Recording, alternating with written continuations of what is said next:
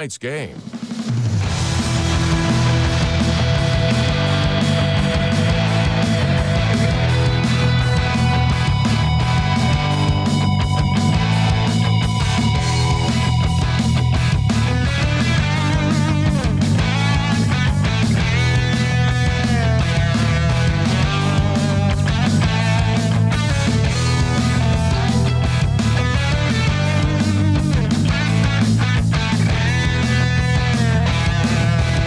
Good evening, folks, and welcome to another edition of Butler County Football here on 103.5 North, 101.5 South, WLBQ. Nick Hott bringing you this one tonight from the Bear Cave here at home in Butler County as the Glasgow Scotties come to town to take on your Butler County Bears. Welcome to the pregame show brought to you by Morgantown Bank and Trust. We're going to be bringing you quite a bit of information about how the Bears have been doing so far this season, a little bit of a preview of tonight's game against Glasgow, and to look forward to next week as well. We'll face Ohio County at home. Thank you for joining us here. We're about, I'd say 25 to 28 minutes away from kickoff here. A little bit early start for our pregame show, but there's nothing wrong with that.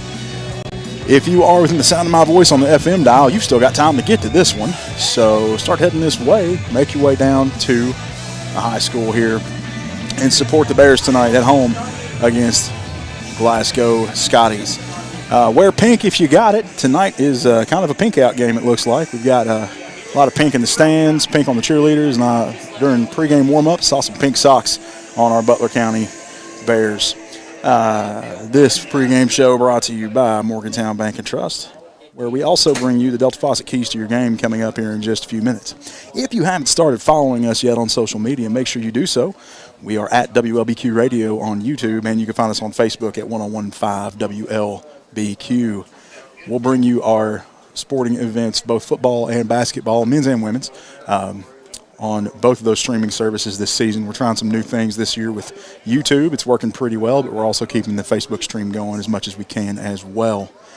All right, tonight, Glasgow Scotties come to town. Glasgow this season is only lost 2 games, and they have picked up 6 wins so far, 6-2. The only losses are to Franklin Simpson and to Hart County, who the Bears also fell to earlier this season. A new shift this year for the Bears moving into Class 3A District 2, and new opponents means kind of some work in progress for us this season.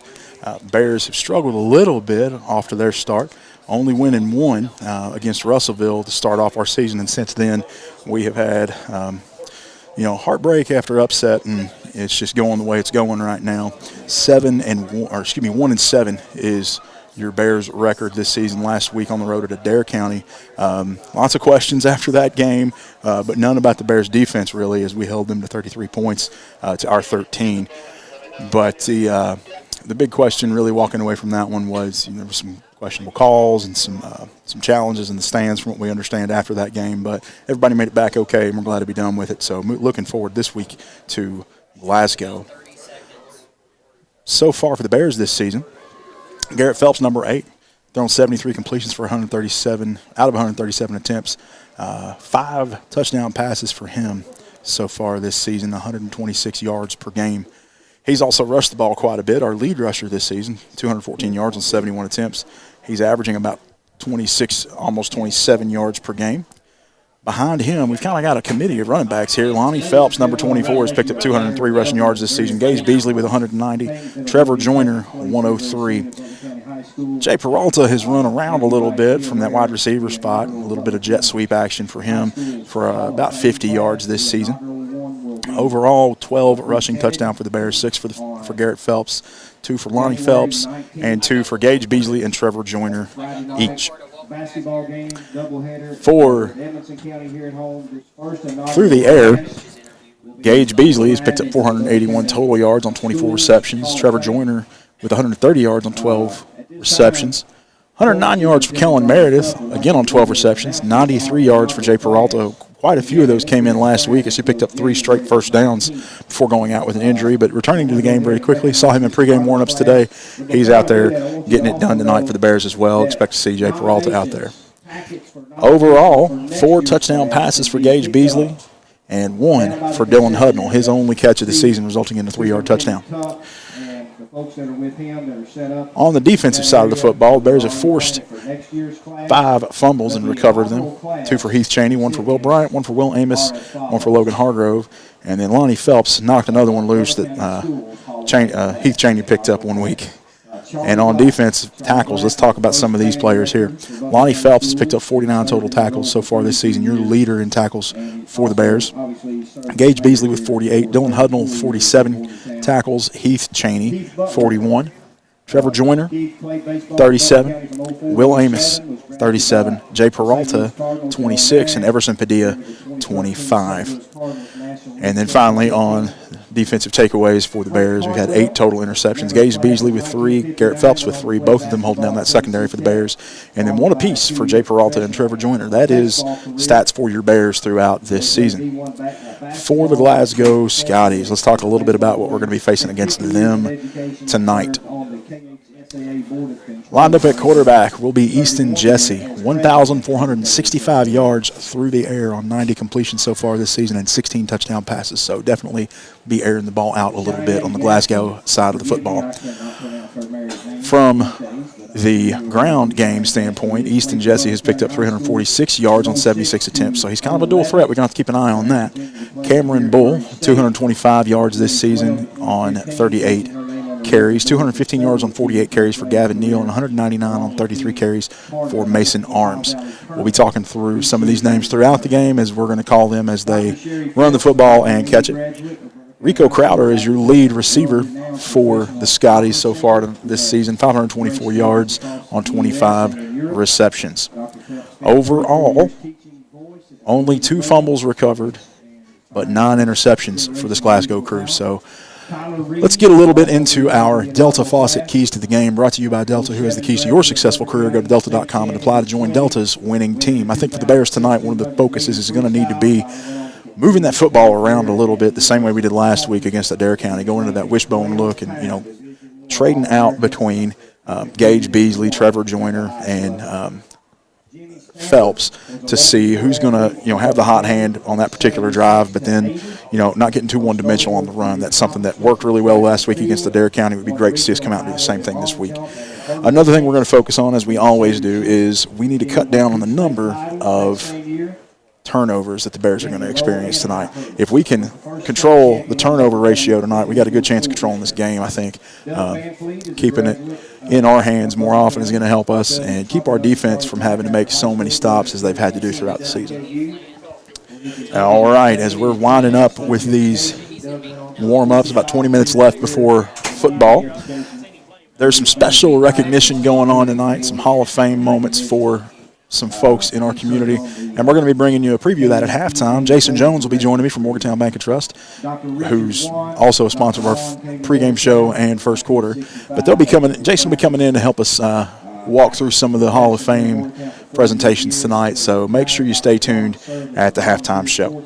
All right, we're going to take a quick break, pay some bills, and we'll be bringing you your coin toss very shortly. Stay with us. You're listening to 103.5 North, 101.5 South, WLBQ. Morgantown Bank and Trust knows what being on the home team is all about. Since 1880, Morgantown Bank and Trust has been serving the people of Butler County. And since 1976, we've been a part of every WLBQ broadcast of Butler County High School athletics.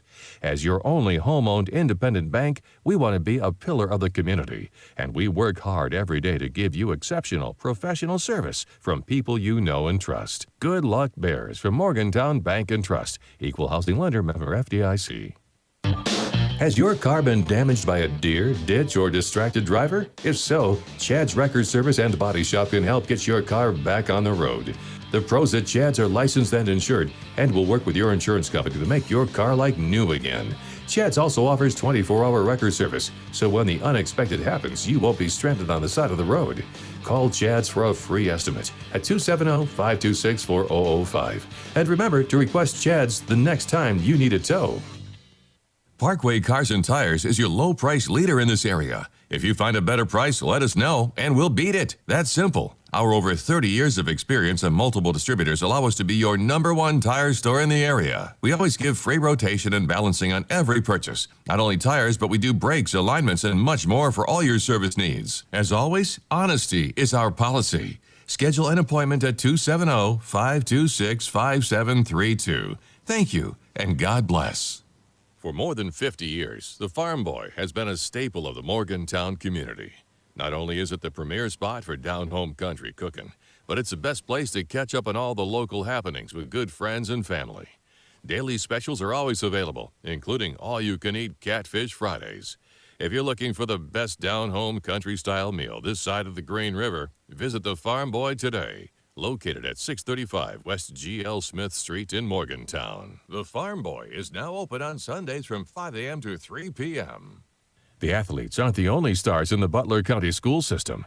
Butler County students excel at everything from bridge building to building rockets. Our bands and choirs are consistently some of the best in the entire state. Graduates from our Advanced Technology Center are ready to join the workforce with in-demand skills. And scholarship awards are at an all-time high for BCHS graduates. The Butler County Board of Education is proud of our students, on and off the field, and reminds you that they're committed to success, one student at a time. Bobby Smith and his staff at Farm Bureau stand by the sports teams of Butler County. If you're looking for a premium insurance quote for your vehicle, home, or life, check out the competitive and comprehensive rates Bobby Smith and Lily Moore can get you. Their years in the business can help you have peace of mind when shopping around for the best rate for your family. Give Bobby a call at 270-526-3210 to see how he can protect you and your family. When the unexpected happens and leaves your car bent and broken, let the folks at Final Finish help. They can handle almost any repair, from the family sedan to a tractor trailer. Final Finish also provides ceramic and color coating. Final Finish can make your car look and sound great when going and cheering on the sports programs of Butler County. When the unexpected happens, leave it to Final Finish to make your car like new again. The weather is perfect to start that new construction project in your backyard. Get all your supplies shopping done with Caneyville Building Supply. They have the best rates on lumber and other supplies to do that project right. They also support the Butler County sports teams. Shop local with friendly folks that can help you find exactly what you're looking for. Cruise on down to Caneyville at 606 East Maple Street for the best prices on lumber in the area. It pays to shop local. Caneyville Builders for all your building needs. Go Bears! When you have vending needs, you need to call Double E Vending. They're family-owned and locally owned, full-service vending company. They established themselves in 1972 to offer their vending services to the community that they've been serving for over 40 years. Whatever vending service is required, Double E has a full line to cover anything you could want. Give them a call at 270-791-5414 to see how they can service you today. 270-791-5414. Double E Vending wants to thank the community choosing them for their vending needs for the last 40-plus years. Delta Faucet Company of Morgantown knows about teamwork. Our team takes pride in manufacturing the best faucets and plumbing fixtures for one of the world's most recognized and trusted brands. Delta Faucet has a long relationship with Morgantown and Butler County and feels that one of the company's biggest assets is the committed, dedicated workforce from Butler County. Visit DeltaFaucetCompany.com to apply. Delta is proud to support the sports teams and students of Butler County and proud to be located in Morgantown. We're back with Butler County High School football. This season of football is brought to you by Morgantown Bank and Trust, Delta Faucet Company, Chad's Body Shop, Butler County Board of Education, Essentials Insurance, Farm Bureau Agent Bobby Smith, Final Finish, Green River Feed Mill, Hometown IGA, State Farm Agent Baker Gardner, Double E Vending, Hardee's, Butler County Library, Hawker Family Insurance, Jones Funeral Chapel, Jackson Chiropractic, Warren RECC, Parkway Cars and Tires, Smith's Funeral Home, Embry and Watts CPAs, and Dairy Queen of Beaver Dam. Let's take it to the booth for the start of Butler County football. Looking for something to give you that pick-me-up in the morning? What about a filling dinner? You should head to Hardee's in Morgantown. They have everything you need when it comes to breakfast, lunch, and dinner. They have fluffy biscuits, crunchy hash browns, mouth-watering burgers, tacos, burritos, fried chicken tenders, ice cream, and many more delicious items. You can have a great dinner before cheering on the sports teams of Butler County. Their friendly and talented staff will make sure your order is fresh and filling. Located on Veterans Way, Hardee's, where the food's the star. For more than 50 years, the Farm Boy has been a staple of the Morgantown community. Not only is it the premier spot for down-home country cooking, but but it's the best place to catch up on all the local happenings with good friends and family. Daily specials are always available, including all-you-can-eat Catfish Fridays. If you're looking for the best down-home country-style meal this side of the Green River, visit the Farm Boy today, located at 635 West G.L. Smith Street in Morgantown. The Farm Boy is now open on Sundays from 5 a.m. to 3 p.m. It's finally sports season. Time to break out the blankets and stadium seats and head out to support your favorite Butler County Bear. Warren RECC was started right here in South Central Kentucky, and we're still run right here by people you know and trust. That's a cooperative difference. We're proud of our hometown roots, and we're honored to support our local athletes. To learn more about Warren RECC, visit www.wrecc.com. or give us a call at 526-3384. Delta Faucet Company of Morgantown knows about teamwork. Our team takes pride in manufacturing the best faucets and plumbing fixtures for one of the world's most recognized and trusted brands. Delta Faucet has a long relationship with Morgantown and Butler County and feels that one of the company's biggest assets is the committed, dedicated workforce from Butler County. Visit DeltaFaucetCompany.com to apply. Delta is proud to support the sports teams and students of Butler County and proud to be located in Morgantown.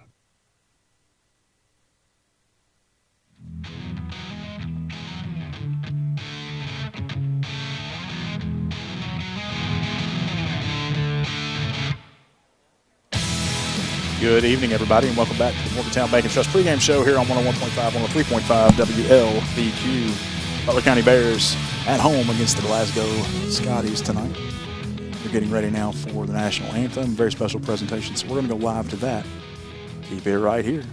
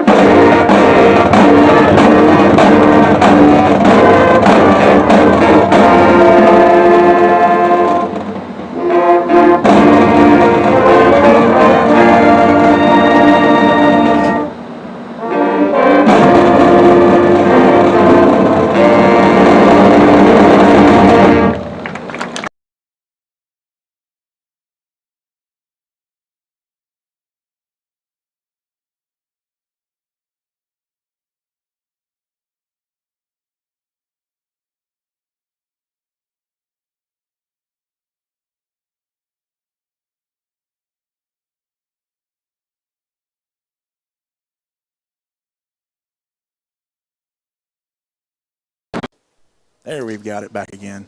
In case you missed it and joined us on the live stream, sorry I had a little audio cut out there.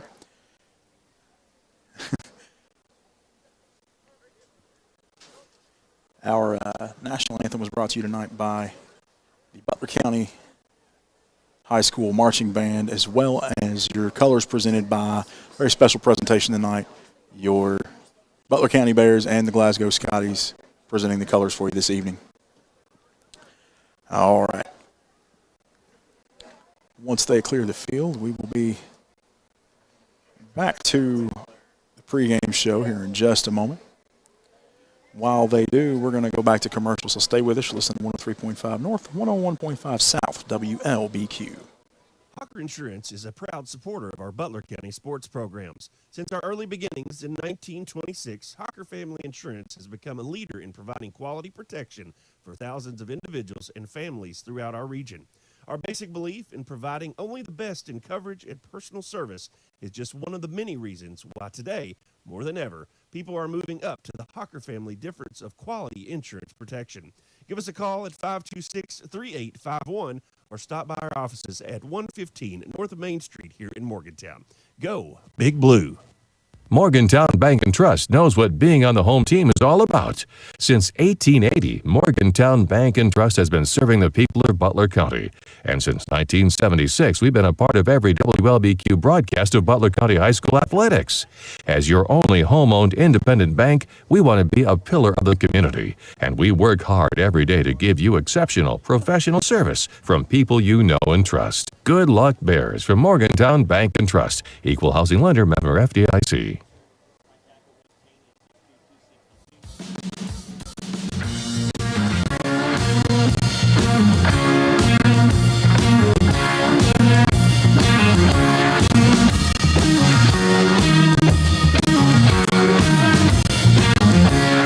Good evening, everybody, and welcome back to Butler County Bears Sports here on 103.5 North, 101.5 South WLBQ. We're a little over 8 minutes away from kickoff in this one, as we're going to return to the Morgantown Bank and Trust pregame show here on our live stream, both on Facebook and YouTube, as well as the radio broadcast on 103.5 on the north side of the county, 101.5 down here in the south end.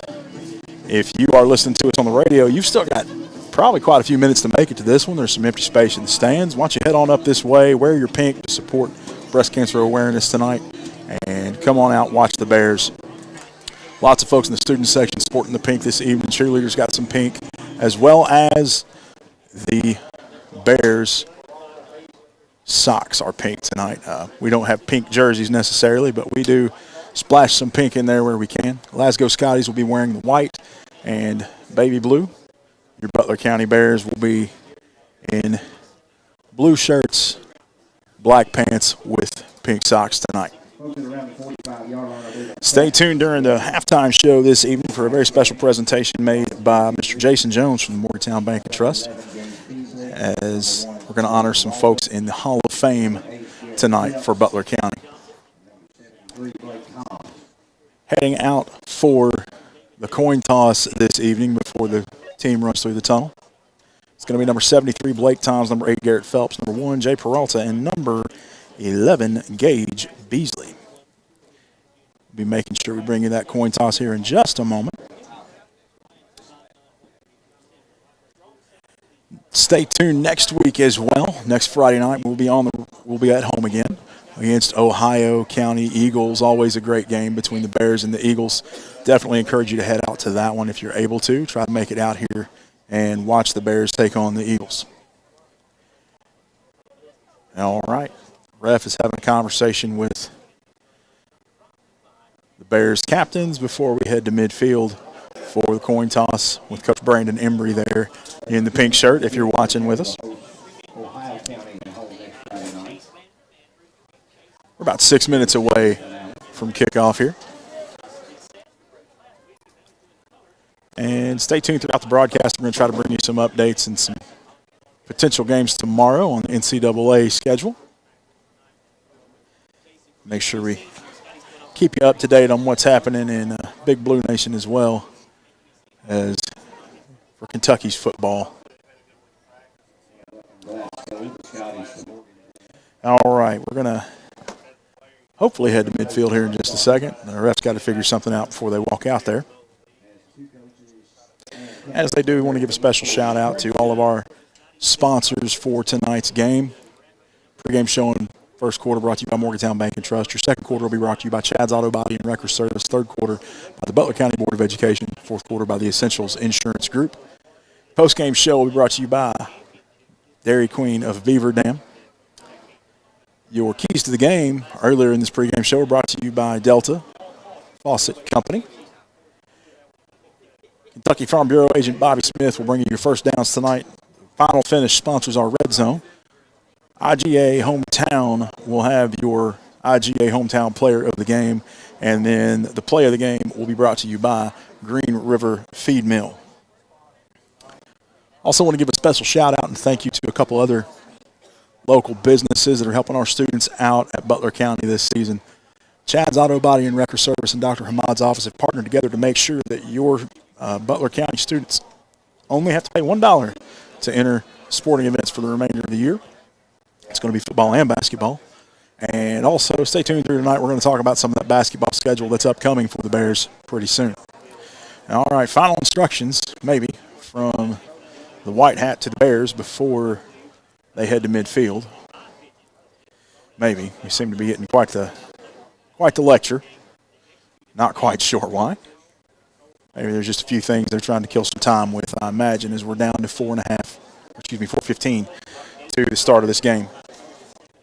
We've gone through stats for both teams. We've talked about the keys to this one. It's all ready to roll here except the coin toss and the whistle. And everybody on the field looks like they're about ready as well. Very special presentation of the American flag and the national anthem this evening as both teams came together to hold up a really large American flag covering about a quarter of the field here in Butler County.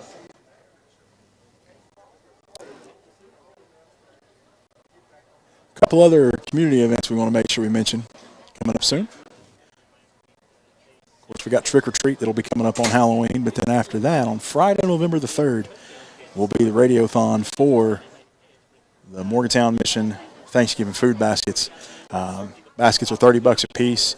Start planning now about how many you want to call in and put together. We try to raise as many baskets as we can and set new records every year if possible. I'll have to get with Mama Beach Tree, Diane Dyer, and find out what the record is to break this year. But that Friday night, I don't believe we'll actually have a football game to continue that through, so we'll have to make sure we catch that during the morning. As now the Bears head to midfield, we're going to bring you the coin toss here. Of course, we're going to shake hands with the captains from Glasgow. Bring you some of those names here in just a moment as well. Right now I see number 1, Rico Crowder, out there. And we'll get you the rest of those names here in just a moment. All right. As we get ready for the toss.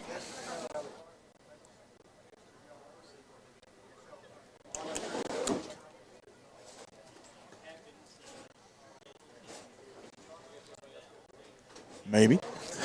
This is always a little bit of a lengthy endeavor. And let's see here what it is.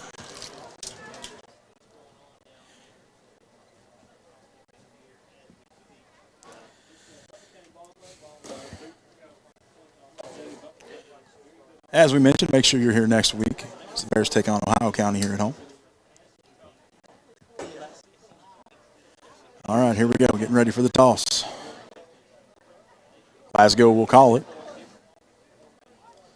There it is. Coins on the ground. Looks like Glasgow has won the toss. We'll get the official signal in a moment, but it appears that they're going to elect to receive to start this one. Bears will be running right to left on your screen. Glasgow wins the toss, elects to receive to start this one out, which means the Bears will receive at the start of the third quarter. Now that we've got all the pageantry out of the way, we're a minute away from the kickoff, and really it's all ready to roll here as the captains return to their teams. Here we go. Bears ready to run through a parade of pink to get this one started. Fans, get on your feet. Kicking off for the Bears will certainly be number 6, Everson Padilla. As Glasgow takes the field, Bears get ready. Run through the sun. One last moment for them to come together and pray before this one. And a special sign also for the Bears to run through tonight. Celebrate Breast Cancer Awareness Month. Try to get that up before they run through it. It says, supporting the fighters, admiring the, I can't read all of it, and there's a piece of it I can't read on the radio, so we're just going to leave it at that because the whistle is out, and here come the Bears. Bears fans, make some noise. Yeah. your Butler County Bears.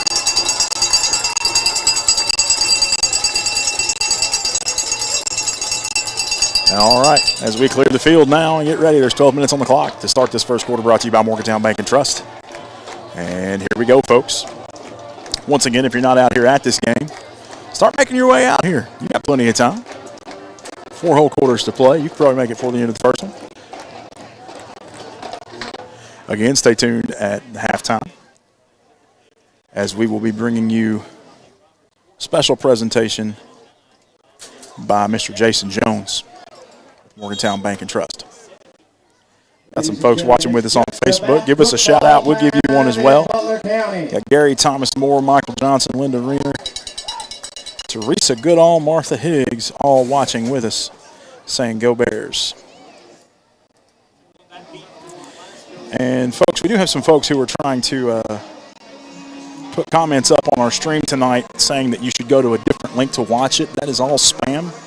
And I'm trying to block those folks as that comes up because that is not us. That is not where these streams go. Make sure you stay tuned to WLBQ and 101.5 to catch our streams. We'll deal with that in a minute as we got to deal with some football right now. Everson Padilla's kick is an onside. Glasgow tries to fall on it. I think the Bears may have got it. Bears come up with it. Onside kick by the Bears to start this one against Glasgow. And Bears will start with the football in both halves.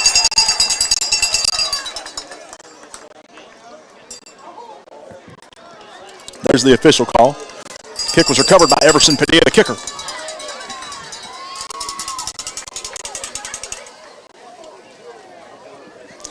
No flags down. That was a kicking tee that flew in here.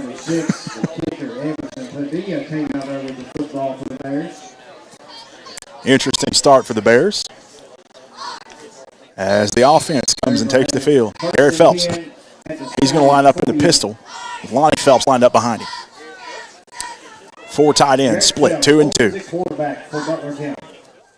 Phelps takes the snap, hands off to Lonnie, straight up the middle. Still fighting, is drugged down in the backfield. That'd be a short loss on that one. After that loss of 1, it's going to be now 2nd and 11 for the Bears from the Scotties 49. Shout out to the 51-yard line. 11:35 on the clock.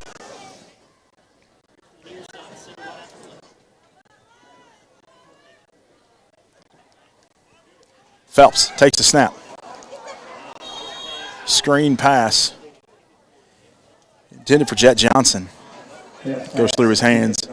Incomplete pass is going to bring up 3rd and long. 3rd and 11 at the 49. 3rd and 11 at the 49-yard line. Bears will now be forced to throw it a little further down the field.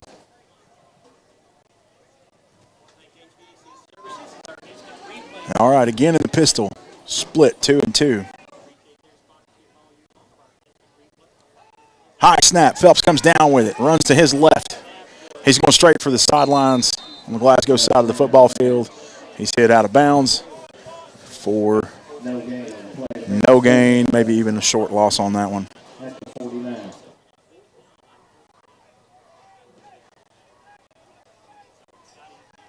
It's going to bring up 4th and long for the Bears. Loss of 2 is the official. It's going to make it 4th and 13 as Lonnie Phelps comes on to punt this one.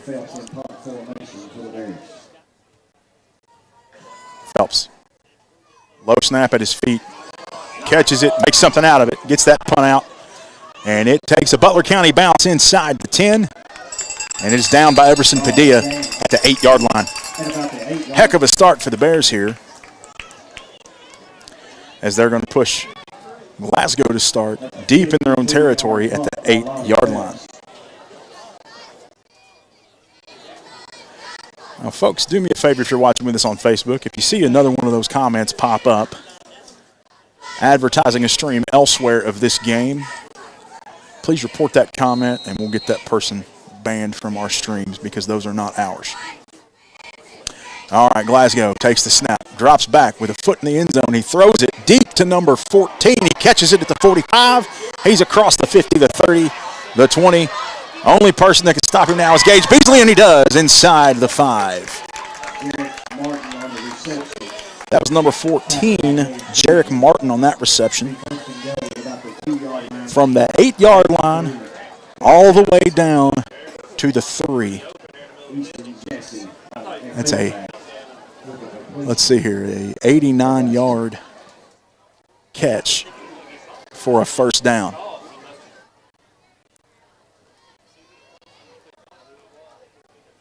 .10:49 on the clock here in the first quarter, brought to you by Morgantown Bank and Trust.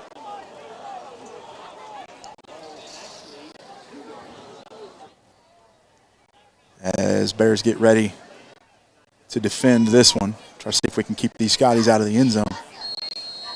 And here we go. In at quarterback is number 5, Easton Jesse. He hands it off up the middle for a touchdown. It's going to be number 3, Trace Smith on that one. Touchdown Glasgow, that's number 9, Cameron Bull. Correction, that is number 9, Cameron Bull on the run. That'll make the score in this one 6-0 Glasgow. So Bears go from a onside kick recovery to a 2-play drive for Glasgow, resulting in a touchdown with 10:42 left here in the first quarter, brought to you by Morgantown Bank and Trust. Score is 6-0. It's number 88. It's your name to go with him. Jared Malagon is in to kick this one for the extra point. From what I understand, not normally their kicker, but he puts it up and no good through the uprights. Must have been just a little to the left. With 10:42 left, it's 6-0 Glasgow. Stay with us. You're listening to 103.5 North, 101.5 South, WLBQ. Morgantown Bank and Trust knows what being on the home team is all about. Since 1880, Morgantown Bank and Trust has been serving the people of Butler County. And since 1976, we've been a part of every WLBQ broadcast of Butler County High School athletics. As your only home-owned independent bank, we want to be a pillar of the community. And we work hard every day to give you exceptional professional service from people you know and trust. Good luck, Bears, from Morgantown Bank and Trust. Equal housing lender, member FDIC.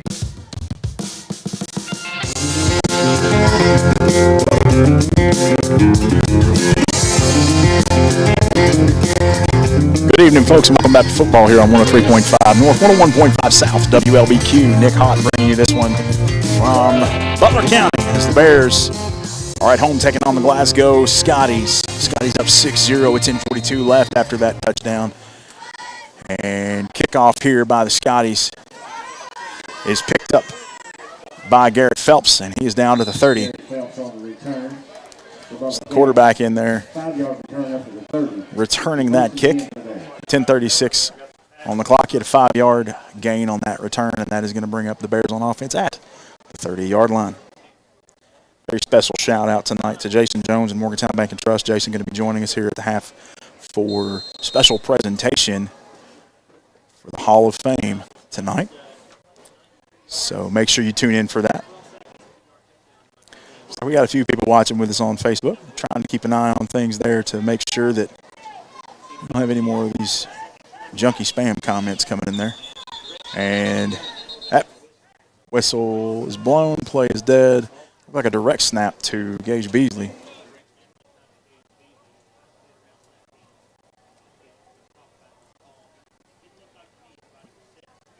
Looked to me like everybody was set. I don't know what happened. Maybe they just didn't have the whistle blown.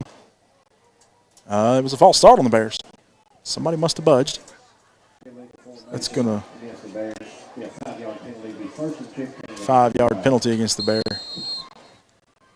Mr. James White on the PA announcement says that was an illegal formation. All right, Bears lined up here for this one. Gage Beasley takes the direct snap again. Flag is thrown as Beasley rolls to his left. He's got a first down and then some, but this one's going to be coming back most likely on a holding call. There's a flag as they're going to march this one back. Beasley ran that one down across the 50. And we'll see what the call is here. Another false start called on the Bears.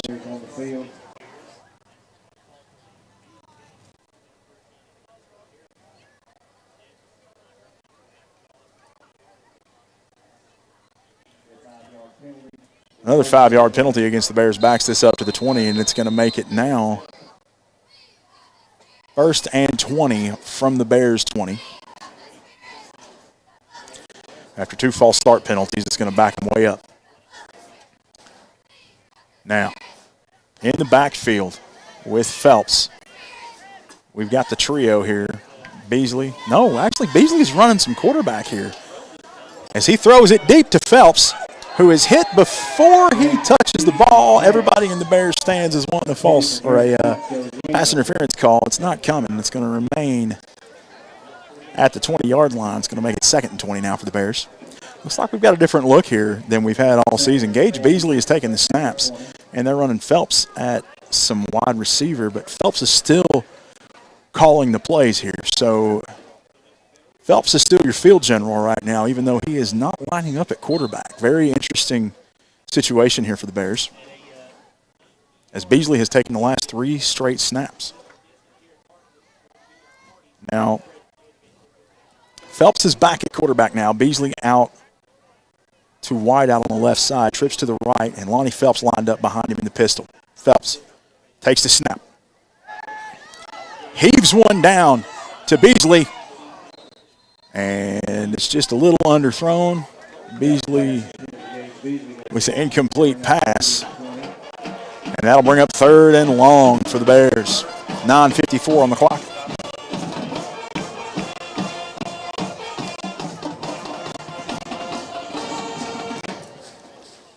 As the Bears try to gather themselves now. 3rd down and 20 yards to go from the 20-yard line. In the backfield, Phelps with Lonnie. Garrett Phelps at quarterback. Lonnie Phelps lined up behind him in the pistol. Split 2 and 2 wideouts. He takes the snap, drops back, looks to his left, and there's a man in pursuit. He's going to roll, has to get rid of it, as he was almost sacked. Phelps' pass goes out of bounds, incomplete. Bring up 4th down. And I don't know if is there a flag down? I'm trying to find out. I do not believe there is. They're talking about it. But we're going to get back to football here. No flag. 4th and long for the Bears now. Lonnie comes in to punt this one. In to receive this punt is number 14 for Glasgow. Low snap. He takes it. Makes something out of it, though, as he gets it all the way down. It hits the ground at the 50. It's fielded at the 40. Number 14 takes off with it. He's across the 50, the 40. Gets to the 37 before he is brought down. So 1st and 10, Scotties. Need to correct my yardage there. He was at the 32, I believe. All right. That was number 14, Jarrett Martin. He was the one with the 89-yard first down pass reception earlier tonight. Quarterback for Glasgow drops back. Screen pass to number 1 on the bubble screen. There's a flag down. He's still on his feet. He doesn't have the first down yet. Now he does. He's across the 20, and he's out of bounds. But there is a flag on the close side of the field.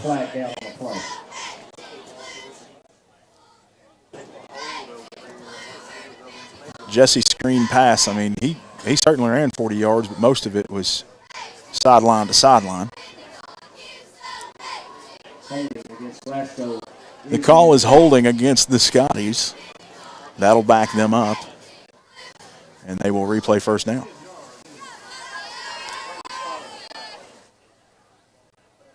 It'll be 10 yards from the spot of the foul, which backs it up to the 36-yard line. And they're going to move it to the close hash as well.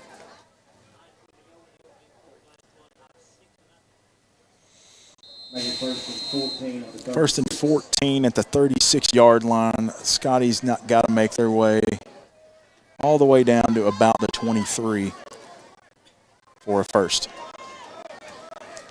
Jesse, the quarterback, in the shotgun, takes the snap, fakes the handoff, looks straight ahead, hits his man at the 30.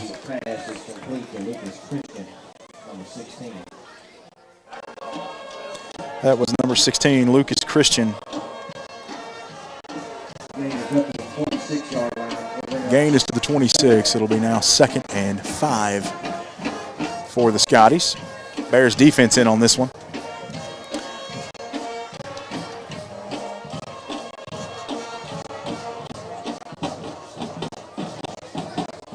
Got folks watching with us: Gary Thomas, Moore, Michael Johnson, Linda Reener, and Teresa Goodall. If you're watching with us on Facebook, give us a shout out. Glasgow rolls out to the right for the first down. Dalen Thomas on that run. Gain of 7 for first down, and that'll be 1st and 10 for the Scotties from the 19-yard line.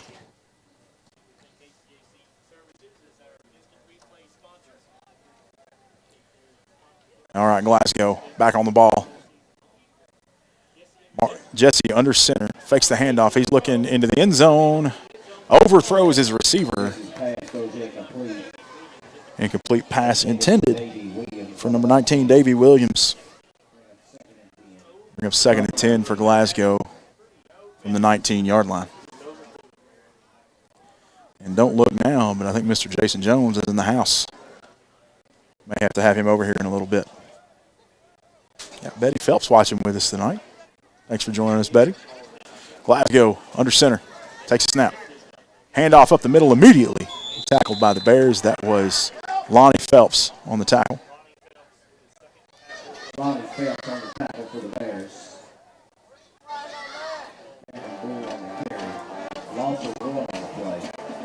Loss of 1 for the Scotties is going to make it 3rd and 11 from the 20.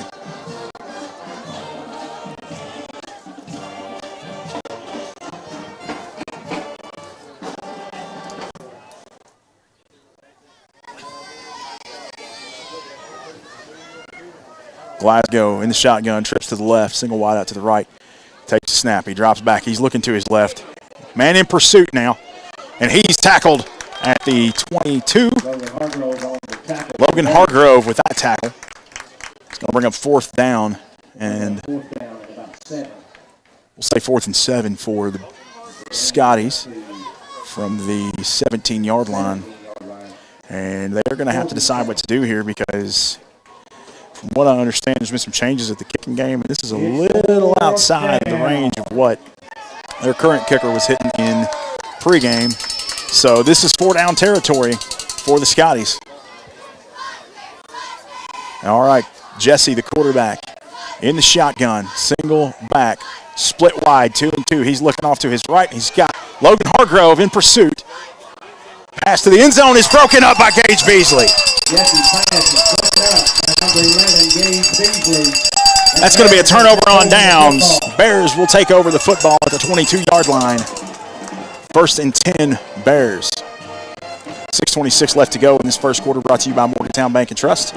As Bears defense hanging tough in this one. Bend but not break, I think, is what we're going for. And they certainly didn't as Gage Beasley breaks that pass up. Garrett Phelps brings the play to the huddle. Lonnie Phelps lined up behind him in the backfield. 2 wide outs to his right, 2 wide outs to his left. And he's in the pistol. He takes the snap. Hands it to Lonnie up the middle, off of right tackle. He's across the 20. Barrels over a man at the 29.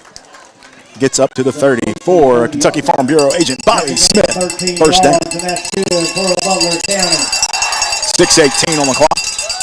He stayed in bounds. The clock is running. 1st and 10 Bears at their own 30. Bears will be 1st and 10. Ball is situated just to the left side of the 30-yard line. End of it is touching the line here. Phelps back to the huddle. All right, 2 tight ends here. And 2 wideouts. Single back is Lonnie Phelps. Ooh, the hard count almost got the Scotties. They did not jump across, though. So Bears are going to go with whatever the play is here. He takes the snap, hands it off to Lonnie. Same play up the middle this time. And no gain. 5:40 on the clock. It's going to bring up 2nd and 10. Oh, correction. He did slide forward for a yard there. It's going to be 2nd and 9 for the Bears now. After that first down, brought to you by Kentucky Farm Bureau agent Bobby Smith.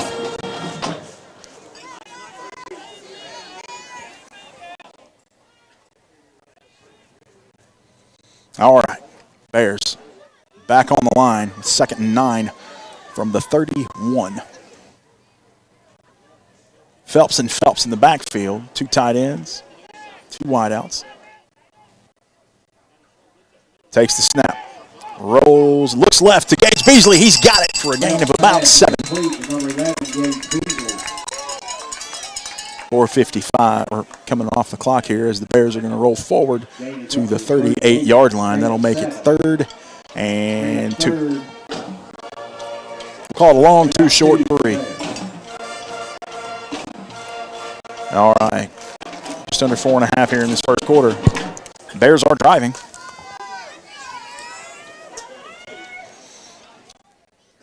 Phelps and Phelps in the backfield. Tight set here with 2 tight ends.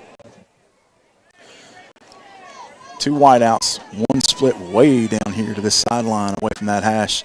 He's not really well covered. Fakes the handoff. Phelps is going to keep it up the middle, but immediately get met by that Scotties defensive line. He's going to lose 2 back to 36.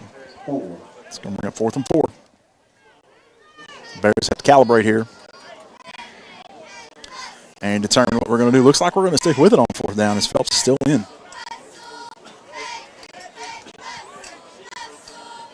Ball spotted at the 37. The Bears need to get to the 40.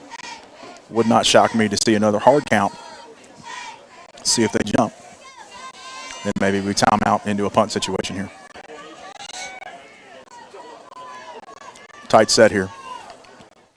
It is a hard count. They don't bite. And a timeout. We're going to take one as well. Stay with us. You're listening to 103.5 North, 101.5 South, WLBQ.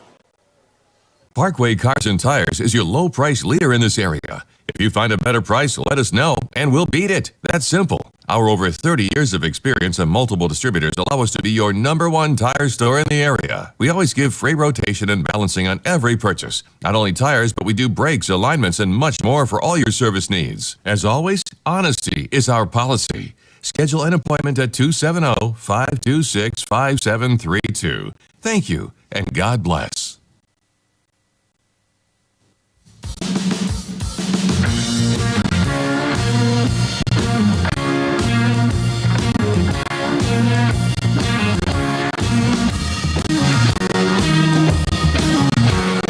All right, welcome back, everybody. After the hard count on 4th and short, Scotties don't jump. Bears are going to send out the punt unit. Lonnie Phelps in to punt.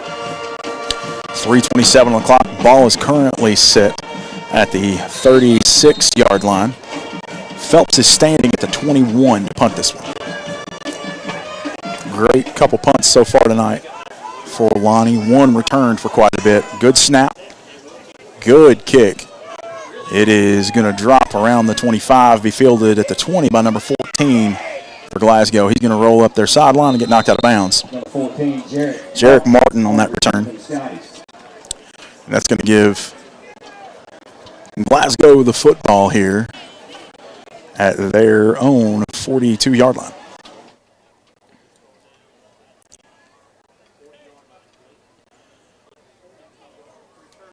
Correction, they've backed it up to the 40. 1st and 10 for the Scotties with 3:15 left to go in the first quarter, brought to you by Morgantown Bank and Trust. All right, Scotties are in a shotgun. Single back, takes a snap, hands it off up the middle. Little switchback play, and he drags forward for about 6. Cameron Bull on the carry. There's Cameron Bull on the carry for that one with 3 minutes left in this first quarter. It's going to bring up 2nd and 4 for the Scotties. About 6 up to the 46.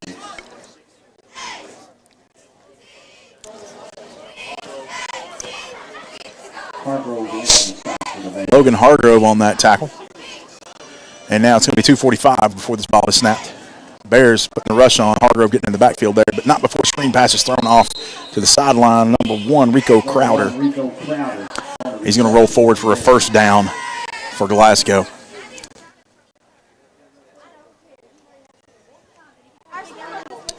Gain is up to the Butler County 45.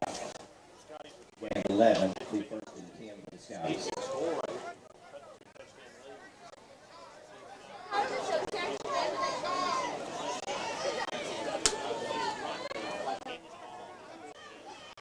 Scotties roll to the left here and get knocked out of bounds.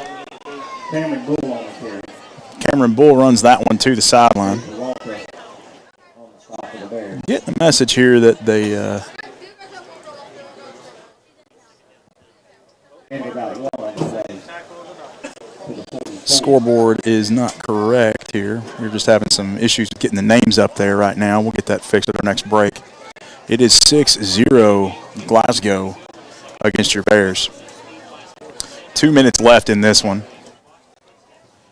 It's going to be 2nd and 8 for Glasgow. They take the snap, roll up straight up the middle, but Cameron Bull can't find any room as Lonnie Phelps gets in on that stop. Heath Cheney helps him out. And I think I saw Logan Hargrove getting some hands on somebody as well. That's going to be a loss and bring up 3rd down and 10 for Glasgow. A minute and a half left in this first quarter. Glasgow in a shotgun. Split wide 2 and 2, single back. Takes the snap, drops back. He's looking right. He's got some space to throw, and he does. That pass is incomplete as he could not maintain possession. Everson Padilla on the defense there, breaking that one up. We'll bring up 4th and 10 from the Butler County 45.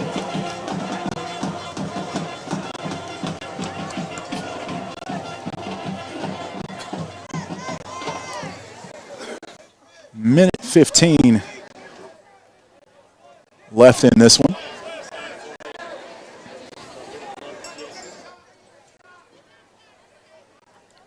Snap taken. And he's going to throw it downfield. Number 1. That is Crowder. Slips a tackle. Rolls to his right. Gets by Garrett Phelps, who's got him and holds him up for Gage Beasley to knock him out of bounds.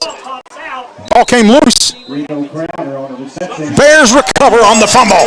With a minute left in the first quarter, inside the 5, Bears recover the fumble. Jay Peralta and Gage Beasley on that tackle with an assist there by Garrett Phelps. But Bears will now be backed up almost into their end zone for this one.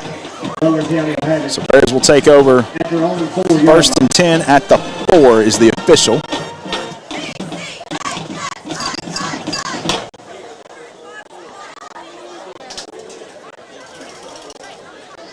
And they're in the huddle. They break.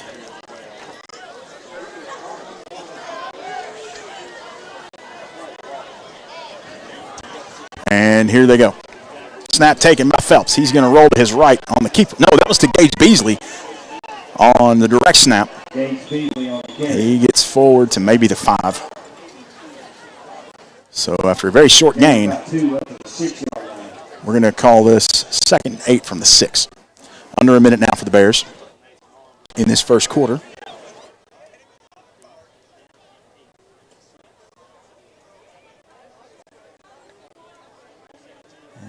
And here we go.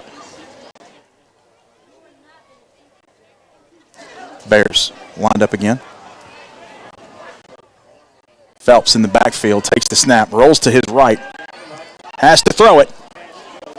Pass out of bounds, intended for Trevor Joyner. Goes out of bounds as Phelps was throwing that under pressure. With 15 seconds left in this first quarter, brought to you by Morgantown Bank and Trust. It's going to be 3rd and 8 for the Bears from the 4-yard line.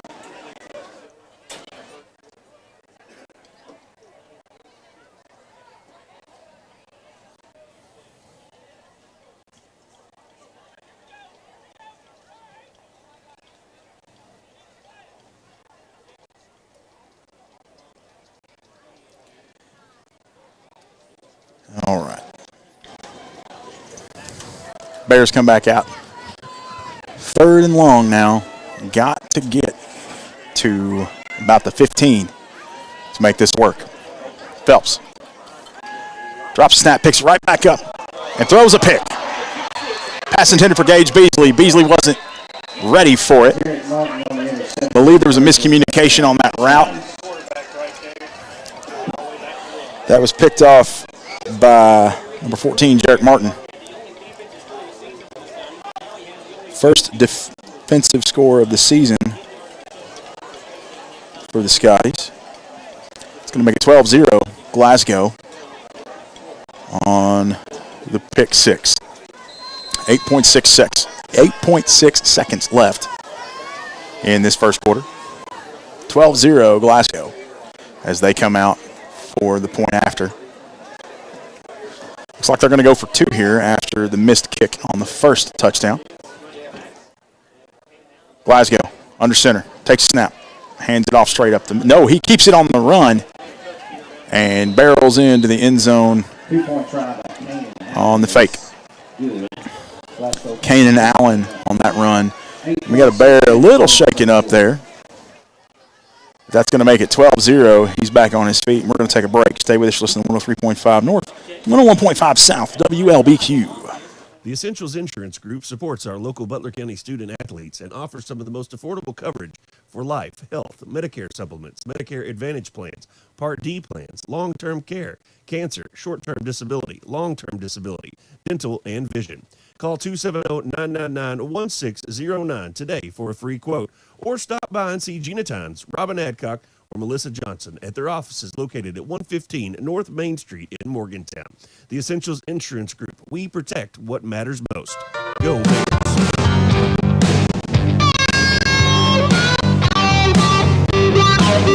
All right, 8 seconds on the clock in this first quarter as we get set for this kickoff by Glasgow. Back deep to receive for the Bears.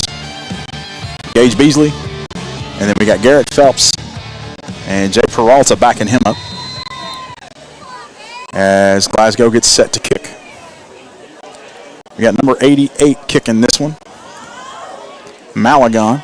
His kick goes straight to Jay Peralta. Hot Wheels moving across the field, sideline to sideline. Oh, there was certainly a flag on that one. Everybody at home and in these stands saw the face mask there right in front of two refs. He was tackled at the 25. I will say that didn't look malicious. I think it was just incidental, but it's still something you can't do. So that's going to move us up. Personal foul, face mask against the Scotties. With 2 seconds left, that should march the Bears forward about 15 yards. We'll spot this one now at the 40. And you know what? We're going to call that a Kentucky Farm Bureau agent Bobby Smith first down. Because I've got the buttons and the voice, and I can do that. So, 14-0 Glasgow with 2.5 seconds left here in Butler County in this first quarter. And let's see what kind of offense we see here. We've seen something different just about every week of the season, and so far, every couple plays, the Bears have been switching things up. Now we got trips left. Single wide out to the right. Phelps in the pistol. Garrett lined up at quarterback. Lonnie blocks for him, and he's going to roll to his left. He's looking downfield, and he's tackled way behind the line for a loss of about 6 or 7. And that's going to do it for the first quarter. Stay tuned to bring you the second quarter, brought to you by Chad's Auto Body and Wrecker Service. You listen to 103.5 North, 101.5 South, WLBQ. When you have vending needs, you need to call Double E Vending. They're family-owned and locally owned, full-service vending company. They established themselves in 1972 to offer their vending services to the community that they've been serving for over 40 years. Whatever vending service is required, Double E has a full line to cover anything you could want. Give them a call at 270-791-5414 to see how they can service you today. 270-791-5414. Double E Vending wants to thank the community choosing them for their vending needs for the last 40-plus years.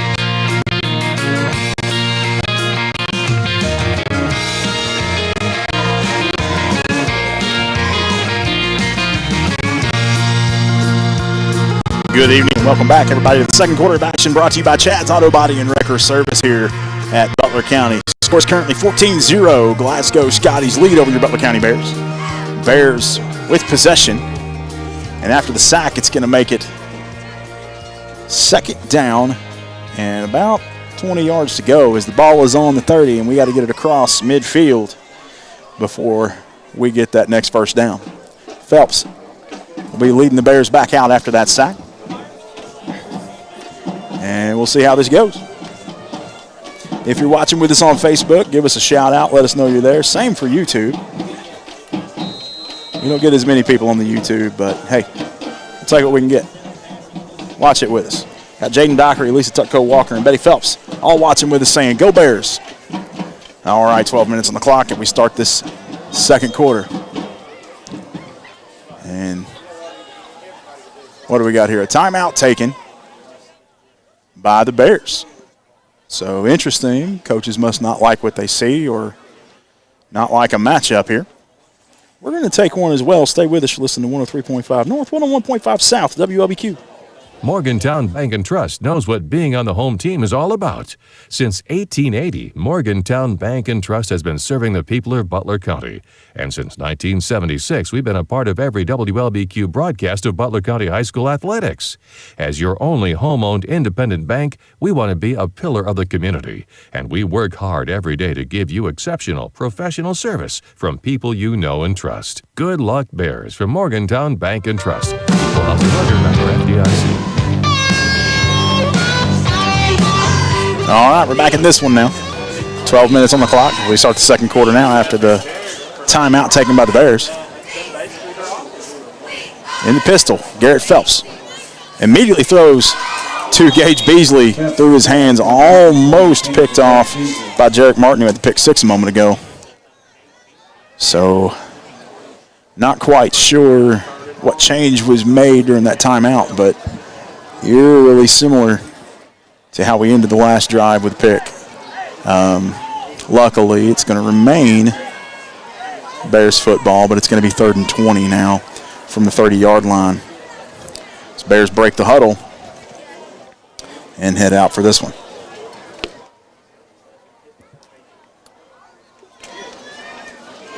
Garrett lined up in front of Lonnie in the backfield in the pistol. Two wide outs to the right, one to the left, a tight end in close. Tight end's going to block for him as he's going to then throw it to Jay Peralta, who just can't bring it down. It's going to bring up 4th and long for the Bears. Bring up 4th down.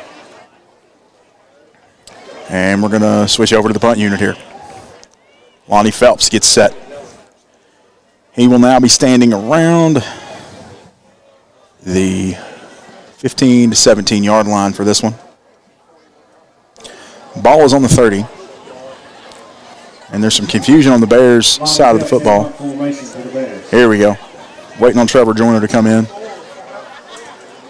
Lonnie Phelps in to punt for the Bears. 11:52 left in the second quarter, brought to you by Chad's Auto Body and Wrecker Service. Back deep to receive is number 14, Jarek Martin. Snap is over. Phelps' head. It rolls all the way down inside the 5, and it is fallen on by a couple Scotties. Rough turn of events there. The ball just goes straight over the head of Phelps. So we've kind of had a little bit of both on this evening. Phelps has picked up a couple at his feet and made the punt. The last one he punted, ball came in a little high, actually. And now it's gotten outside of its average and over his head beyond what he can reach and pull down. And that is going to bring up 1st and 10 for Glasgow from the 2. Glasgow with great starting field position on this one. Jesse lined up at quarterback. Bears flips the defense here inside the box. They leave safeties were in the corners where they're at.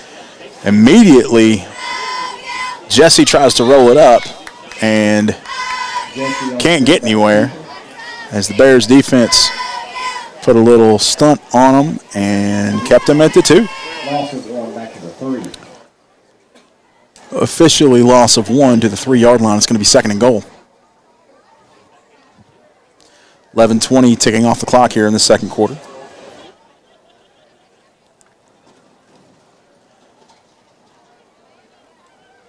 Make sure you tune in next week as the Bears will take on Ohio County at home.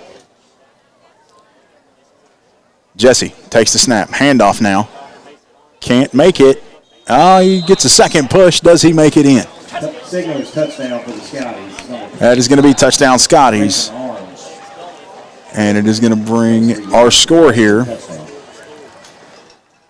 to 20-0. Oh, correction. Final score for Major League Baseball playoff action. Houston has edged out Texas. I missed the 2-point earlier. Apologies there, so now it's 20-0. American League Championship Series.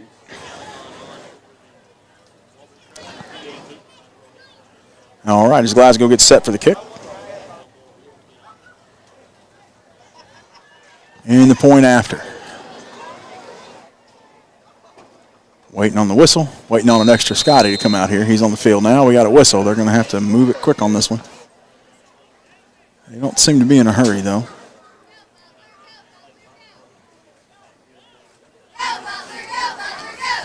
All right, Bears on to block this one. They don't. It goes up, and it goes in. It's going to be 21-0. Glasgow, kick by number 88, Malagon. All right, stay with us. Listen to 103.5 North, 101.5 South. WLBQ. Smith Funeral Home supports the sports teams of Butler County. Smith's provides the best in funeral and memorial services for your loved ones. They'll help you during your time of need and make the process as easy as possible. To send flowers or plant a tree in memory, head over to smithfuneralhomeky.com or give them a call at 270-526-3532 to see how they can best serve your needs today.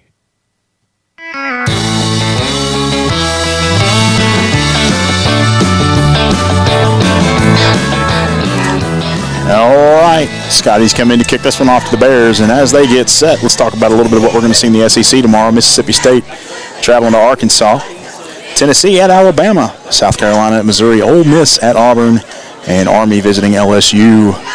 Kentucky on a bye this week. And that's your SEC lineup tomorrow. Primetime game appears to be Ole Miss and Auburn at 6 on ESPN. Kickoff by Glasgow, rolls all the way into the end zone. It's going to be a touchback for the Bears. Gage Beasley smart to let that one go. No fireworks here as we're going to try to start this one from the 20.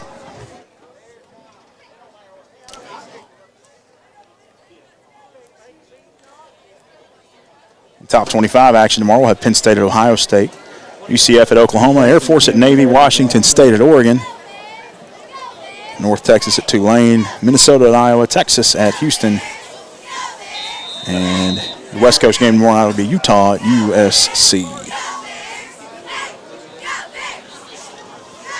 All right, back to Bears football here. Bears will be 1st and 10 from the 20-yard line after that touchback on the kickoff. 10:55 on the clock. It's 21-0 Glasgow. Bears looking to respond here. Phelps and Phelps in the backfield. 2 tight ends set, brought in. Tight bunch. Puts a man in motion. It's Gage Beasley. He hands off to him. He's going to roll to the left, just off tackle. Roll forward for a gain of about 5. Gage Beasley on the carry for the Bears. Gain of 5 up to the 25. It's going to make it 2nd and 5 Bears. From the 24-yard line. 10.5 on the clock. Oh, now he moved to the 25. They didn't hear me the first time. That's what it was.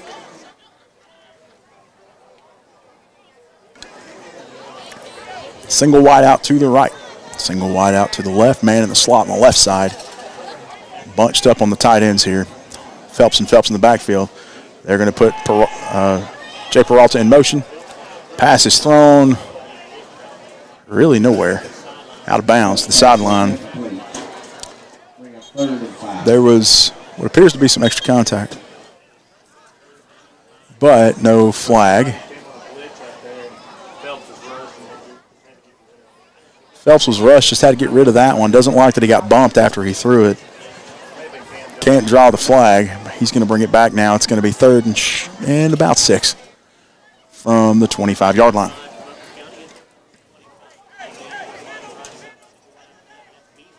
Butler County in the shotgun now. Single back next to him. Nope, he's moved up to the pistol. 3 wide outs to his right, 1 to his left. He's looking to the left. It's Gage Beasley. Threw his hands again at the 35-yard line. Just not on the same page tonight between Beasley and Phelps. Beasley thought that one was going to be coming ahead of him, and it was behind him. He tried to maneuver to catch it and got a hand on it, but couldn't bring it down. It's going to bring in Lonnie to punt again. Ball control is going to be a key here. as the last one went over Lonnie's head. So Glasgow chomping at the bit to get in this one. Bears trying to figure out personnel. Now they got it. Everson Padilla in to block on the right side for this one. He will try to head down and stop the return man. Fumbles the snap, but he's able to pick it up and get the kickoff. It lands at the 48. Jay Peralta dancing around it. Lonnie Phelps, punt. Number 8, Dalen Thomas, joked, kind of fainted like he was going to go for it. But that's going to bring up 1st and 10 now after the punt. Ball will be down at the 48-yard line. Glasgow. Decent field position here.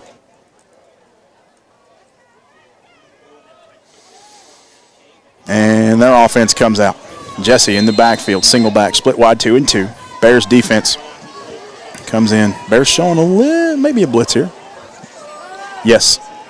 Phelps comes up to blitz, but the pass is off. Little screen pass, and he is caught just at the line of scrimmage. Jesse's pass complete to Cameron Bull. It was Cameron Bull on that reception for a gain of 1.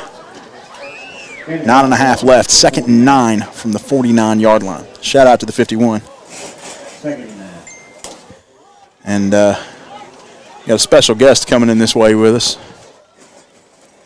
as Mr. Jason Jones is going to jump on the mic with us. 9:15 on the clock. It is 2nd and 9, Glasgow.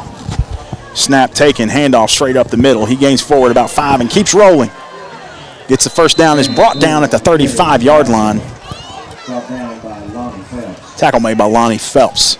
It's going to bring up 1st and 10 Glasgow from the 35-yard line of the Bears side of the field with 9:06 left to go in the second quarter. Welcome to the show, Jason. How's it going, Nick? Doing good. How are you, sir? I'm doing well. Been over here watching you from the other side of the scores box. You're like a one-man band over here. You're running the camera, the board. Lots of buttons. Yeah, it's all of it. And I'm monitoring at the same time, watching the comments and putting the graphics up and going cross-eyed and everything else. 8:45 on the clock here as Glasgow's going to take the snap. Jesse takes it, fakes the handoff up the middle. He's going to roll to his right. Man in pursuit. He's going to throw it forward. Catches it just at the 32, is brought down around the 22. It's going to be a first down by number 6, Kanan Allen. Nice. Jay Peralta on that tackle. That time by Peralta out in the flat. Yep. 8.5 now as they get to the huddle. Ball is set at the 23-yard line. It's going to be 1st and 10 from there. I hear you're going to have a special presentation for us around the halftime. A little announcement to make at halftime on the radio. There we go. Exciting stuff coming up. Make sure you stay tuned for that. Bears flipping the defense inside the box here. Last time we did this, we put a stunt on them, and looks like that's coming in again, but a little bit of a trap play. Number 9, again, Cameron Bull barrels forward. We will get the official down on that in just a moment. I think he's at the 16 maybe. One thing I've noticed in this game, Nick, we're holding our own in the trenches tonight. Absolutely. I mean, they're not absolutely blowing us off the line of scrimmage. Been beat on the outside a couple of times, but interior holding strong. Absolutely. Bears defensive tackle switch places. Looks like we're just trying some different looks here as he throws it into the end zone. It is caught by Bull, I believe. Nope, that was number 6, Kanan Allen on that catch. That is going to be another touchdown for Glasgow, and that will make our score 27-0 Glasgow. Well thrown ball that time by Glasgow's quarterback. Good throw, good catch, and defensive line, special shout out on that one. They were putting him under pressure and making him move outside the pocket. It was just good throw, good catch, and sometimes you have trouble defending that. They get set for the kick. Snap is down, kick is up. It is no good. Score will remain 27-0. Bears look to respond here in just a moment. Stay with us. You're listening to 103.5 North, 101.5 South, WLBQ. When you have vending needs, you need to call Double E Vending. They're family-owned and locally owned, full-service vending company. They established themselves in 1972 to offer their vending services to the community that they've been serving for over 40 years. Whatever vending service is required, Double E has a full line to cover anything you could want. Give them a call at 270-791-5414 to see how they can service you today. 270-791-5414. Double E Vending wants to thank the community choosing them for their vending needs for the last 40-plus years.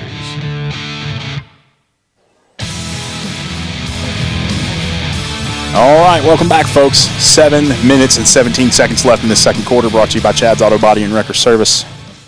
As the kicker comes on to boot this one to the Bears, you got Gage Beasley back deep to receive. This one's going to go to Jay Peralta. He's going to field it around the 16. Peralta gets up to about the 27 before he's brought down. I'm sure you guys have talked about this a lot, but a huge shout out to Chad's and Dr. Hamad for making sure the students are able to attend these games in a very economic fashion. What, $1 or $2 each? I think it's $1 per entry for a student from Butler County. And they're doing that for football and basketball, is that correct? That's the way I understand it. All right. Really appreciate them stepping up and doing that for our student body. Absolutely. A special thank you to them. A big help to the community to get these students here on a Friday night. And they show up and they wear pink. So a nice crowd. It is a nice crowd tonight. All right. Phelps in the backfield. Puts Gage Beasley in motion. Hands off to Beasley. Rolls to his right and is brought down in the backfield. No chance that time. No. Glasgow's line shut that down real quick. Yes, they did. They sniffed it out. They were all over the motion. They knew whose hands it was going to the second he backed off the line. It's going to bring up 2nd and long now as the ball is set at the 25-yard line. They got to make it all the way down to the 38. 2nd and 13, the official. Garrett lined up in front of Lonnie. He's got trips to his right, single wide out to his left. That single wide out is Gage Beasley, covered again by that same defender all night. But instead, he's going to throw it to Lonnie in the backfield on the screen.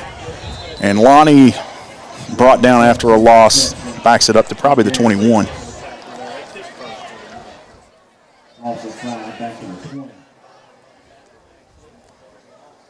They're going to give him to the 22 on that one, which will make it, looks like 3rd and 16. Correction, 18. All right, as Phelps brings out the play for 3rd and long.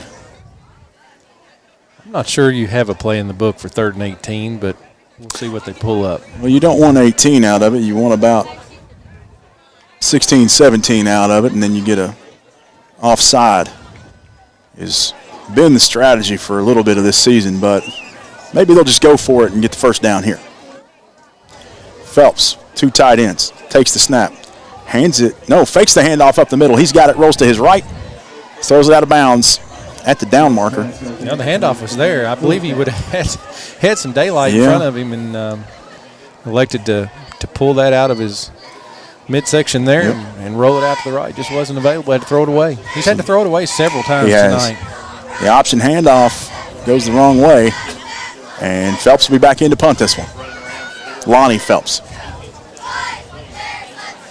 He will be standing at the 11-yard line to punt this one. And hopefully he can keep his hands on it and bring it down. He does. Good catch. Good kick. Almost blocked, though. It's low. Doesn't. Just barely crosses the 50. Takes a roll. That's twice. I'm not really understanding what the purpose of pretending to go grab the ball. Yeah, I mean, because nothing good could happen right there. No, and it's really Glasgow,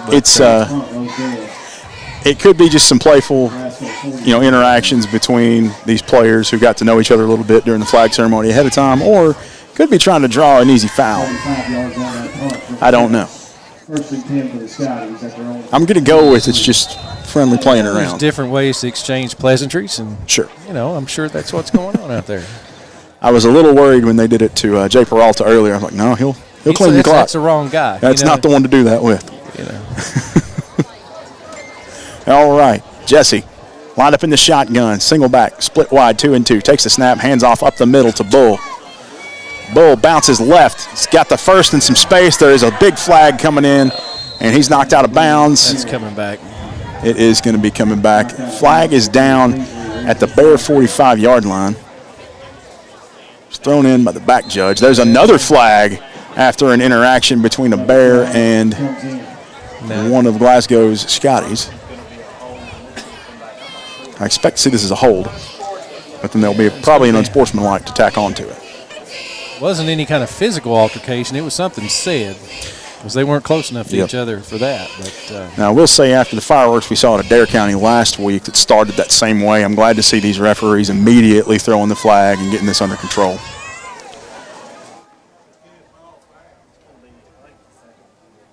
So there will be 2 fouls to mark off here. You'll have what I believe is a holding call, which we'll get the official in just a second from the white hat. But then there will also be an unsportsmanlike, and I don't know who it's going to be on. It could go either way. I think it's going to be on Glasgow. I will say he shouldn't have been standing there. He was standing closest to the official that threw the flag, was a Glasgow player. So here's the official call. Personal foul. Dead ball. Unsportsmanlike is against the Bears. Now, see, that's a killer. They make which probably was some frustration over the personal foul. Yep. I didn't see the personal foul. I thought it was a holding as well. But, you get a break and they commit a penalty and then you turn around and and now we redo first. Golly. It's going to be first down. And what they're going to do here is they're going to mark the 15 yards off at the spot of the hold, which was pretty much the line of scrimmage. So really, this goes against the Bears. Well, I mean, it's what I'm saying. It's not even offsetting. This is worse for the Bears because you couldn't keep your composure in a. I know it's tough, but you took a chance to really back Glasgow up, and you made a foolish mistake, and now they're first down on our side of the 50. All right, handoff up the middle. Flags thrown. I'll be honest, there were 2 tackles going on. I don't know who had the call. Here it is. Cameron Bull had it. Another flag down, though. Let's see what this is. That should be a hold. In the area it is, I would expect it to be, unless there was a face mask or something we couldn't see from here. The official call.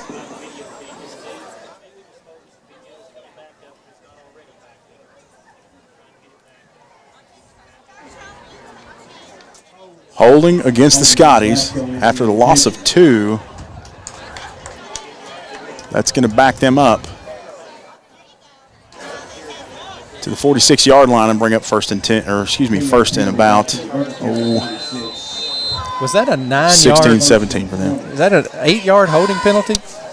I mean, you got a lot of scrimmage was the. Yeah, I don't know what they're. That's an. They were off by a couple yards there. Yeah. Yep. Oh well, I don't think it matters. Pass thrown to number 8 here at the sideline, and he's knocked out of bounds by Jay Peralta and Gage Beasley together. Sorry, that camera shot was a little tight there, folks. That was Dalen Thomas on that carry, on that catch. And they say he was down inside. So the clock's going to keep rolling, and it is now 2nd and short for Glasgow from the 39-yard line.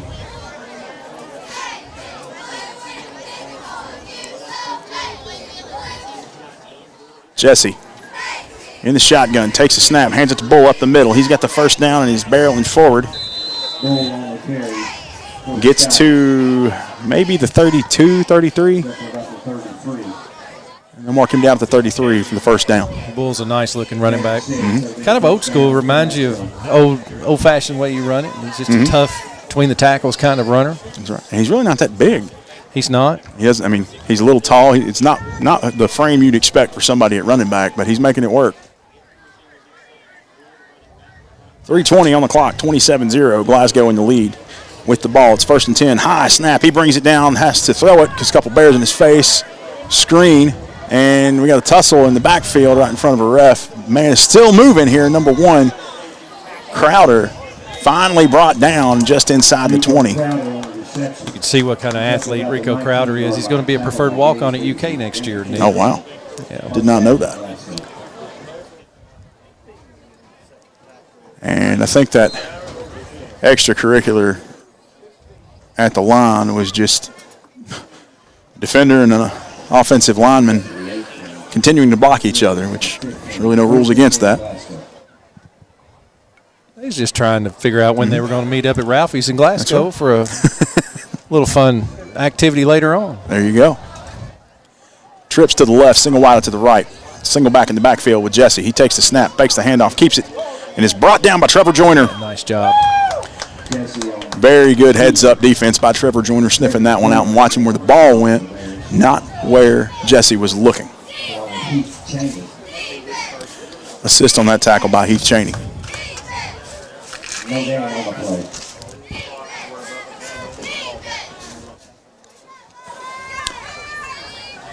It's going to bring up second and about 8.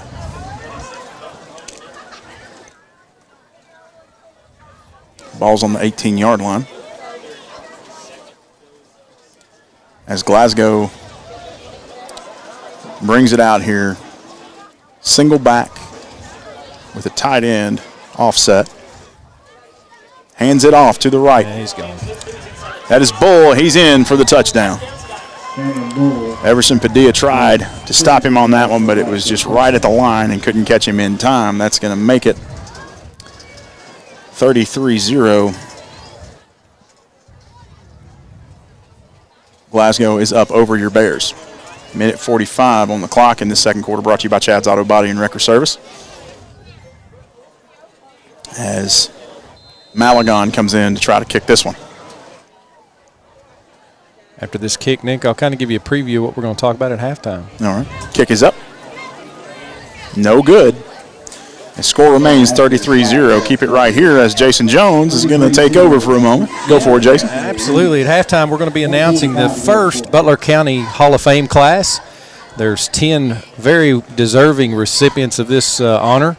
Long overdue. This is something we've been working on in Butler County for a long time. There's just a lot of work that's went into it, and by no means is the ones that are behind the scenes making these decisions, they're not going to get the recognition they deserve for the hard work and consideration that they put into it. I can tell you that much. And that is a thankless job. I know that. It really is, and it's really tough. Mm-hmm. But really, I think the community is going to be proud of this first class. Good. And what it represents. And it's not just athletics either. This is something that goes beyond athletics. This is a true Butler County Hall of Fame. It represents our community leaders that have been contributors to our school system.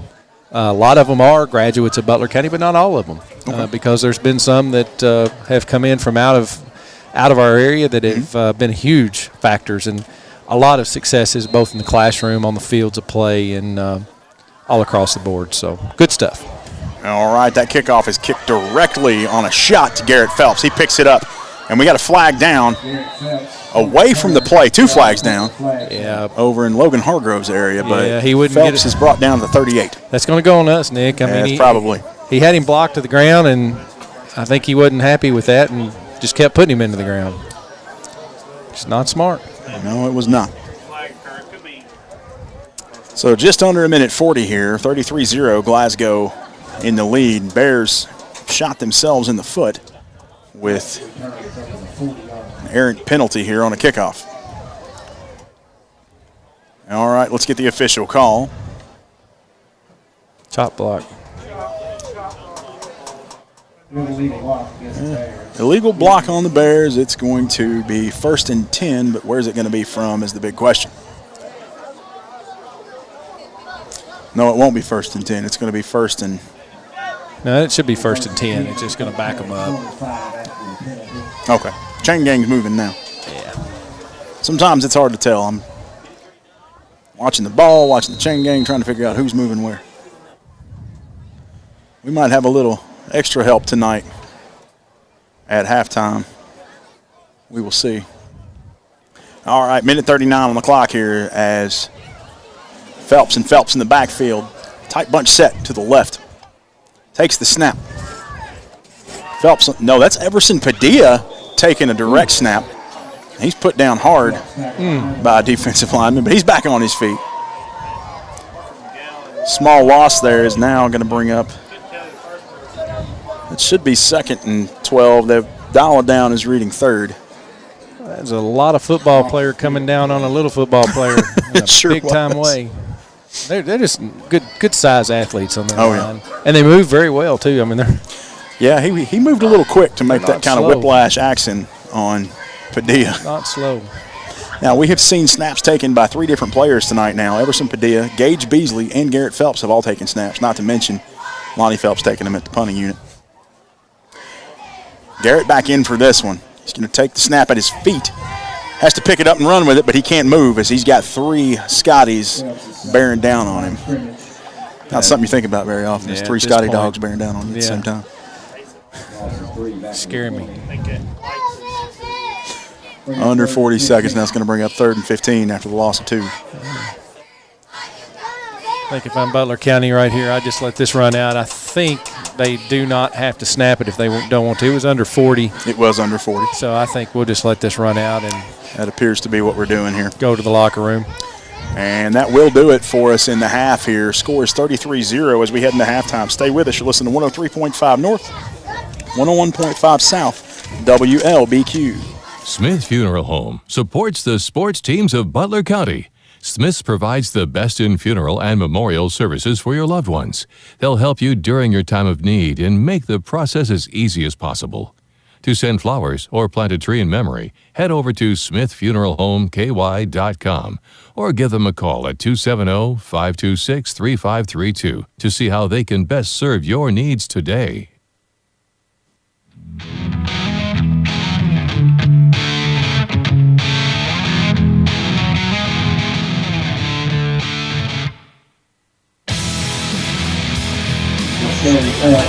Welcome back, folks. It's Butler County Bears football here on 103.5 North, 101.5 South, WLBQ. We are at halftime, 33-0 at the half.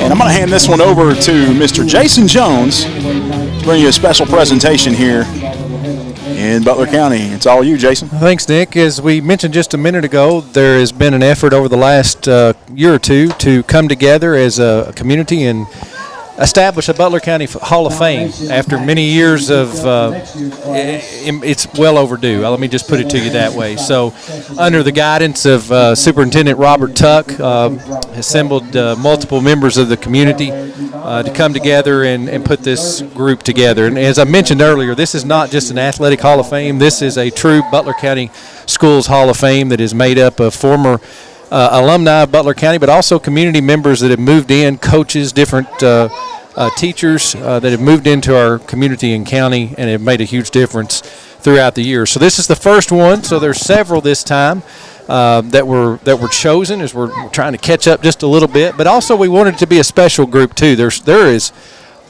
a ton of people that are worthy of consideration, and there were a ton of people considered. But when you're trying to think of a first class, you kind of want that to be just a little special. So we've got a list of names here to give you, and Butler County Schools is excited to present the inaugural Butler County Schools Hall of Fame class members.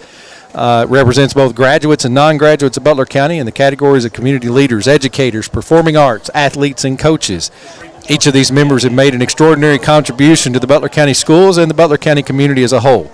All members of this class exemplify the highest example of sportsmanship, ethical conduct, and moral character. So without further delay, here's your first inaugural class.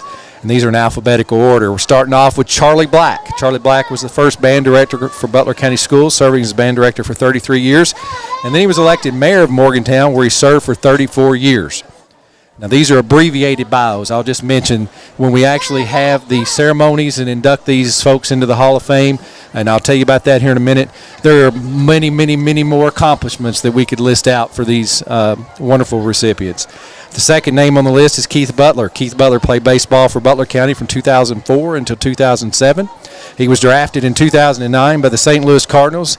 Keith Butler was a member of the 2013 St. Louis Cardinals National League Championship team coming out of the bullpen and was a big contributor to the Cardinals in 2013. Frank Cardwell is a member of the Butler County class of 1959 and went on to play basketball at Tennessee Tech, followed up by a 2-year professional baseball career. Frank spent 50 years in education and served on the Kentucky High School Athletic Association Board of Controls for 8 years, serving 1 year as president. The fourth member of this inaugural class is Cheyenne Gaskey. Cheyenne played for Butler County High School from 2006 to 2011. She continued her playing career at Murray State University in softball from 2012 to 2015, placing her name on the record board and books for several achievements in her playing career, along with being part of the Ohio Valley Tournament each year. Dr. Sherry Phelps is a 1980 graduate of Butler County High School. Dr. Phelps is a world-renowned professional opera singer who has graced stages across the United States and Europe. Dr. Phelps has spent 34 years teaching voice at the collegiate level and inspiring the next generation of musical talent. Next up is Tyler Reed. Tyler Reed's a 2007 graduate of Butler County High School and was Butler County's second state champion, winning the 2006 200-meter freestyle, which is wonderful accomplishment considering Butler County did not and does not have a swim team, done this on his own. Tyler went on to continue his swimming career at the University of Kentucky, where he was named a 12-time Division I-A All-American and competed and won at an extremely high level, nearly making the Olympic team more than once. Jimmy Stamper was a multi-sport athlete for Butler County High School from 1976 to 1980. He was most notable for his accomplishments in track and field. He won regional titles in long jump his senior season in 1980, and then Jimmy won 2 state titles, the first state champion in Butler County history, the same year with the low and the high hurdles. He was the first state champion in Butler County history. Doug Van Fleet is a graduate of Butler County High School and studied trumpet under Charlie Black. After high school, Doug attended Western Kentucky University, where he continued his training in trumpet and studied education. Doug went on to a 45-year career in music education, where his bands and choirs received numerous awards and recognition, and he served on the KMEA Board of Directors for years. Dr. Richard Wan. Dr. Wan came to Morgantown in the latter part of 1965 and opened his medical office in January of 1966. He practiced medicine in Morgantown for 48 years until his retirement. Dr. Wan served as volunteer sports physician and gave free sports physicals for many, many years, as well as gave scholarships and sponsored the DARE program in the Butler County schools. And the final inductee this year in the first inaugural class is Bill Warren, Sr., graduate of McHenry High School, after which he served a tour of duty with the United States Army. After leaving the Army, Coach Warren attended Western Kentucky University and played basketball under Hall of Fame Coach Ed Diddle.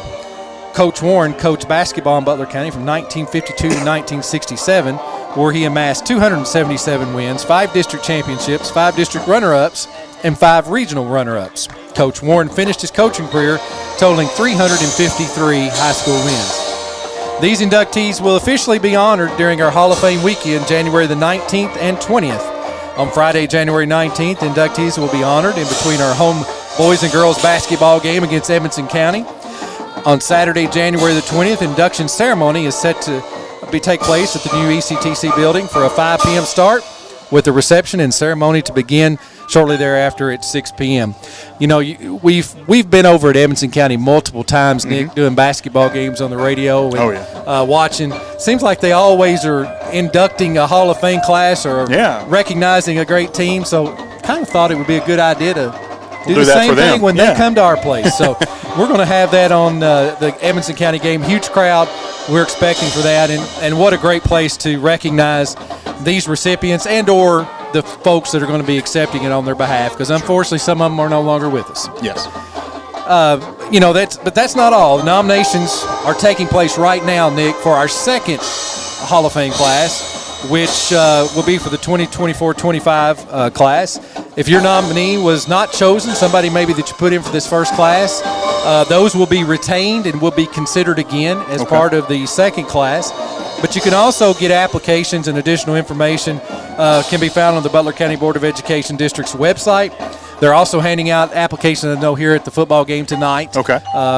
If you want to come out and get one in the second half, come get you one. But I'm sure we'll have some opportunities. Not very many basketball games, though, before December 15th. So if you want to put somebody's name into consideration, please do that. Without community participation in this, we're going to miss somebody along the way. I can tell you there were names brought up that I'd never heard of before. And just reading stories about what the accomplishments, and a couple of these folks that are on this list, I didn't know their story until going through this process. So, get involved, get these names out there. But most importantly, on this first class, come out to the basketball game on January 19th. You're going to get to watch 2 great basketball games. You're going to get to see us honor those fine folks at halftime. And then the next night at the ECTC building, come out for a reception and a ceremony as their families and the participants themselves get to take a moment to go back in time and remember the contributions that these fine folks have made to our community. So, again, a great 10 to start us off. Yes. We've got more work to do as we look forward. And, again, the committee that puts this together, the guys and gals that are leading that charge are behind the scenes. They want to be behind the scenes. Yes. And but I can't tell you how instrumental they have been in the work that's went into this. So thank you to Robert Tuck. Thank you to Mark Allen, who have been, just tremendous in orchestrating this, getting off the ground, and getting us to where we're finally able to start to go back and recognize some of the fine folks that have come through here. So absolutely. Hopefully everybody will jump on board and get some more nominations for that second class and keep this thing going. All right.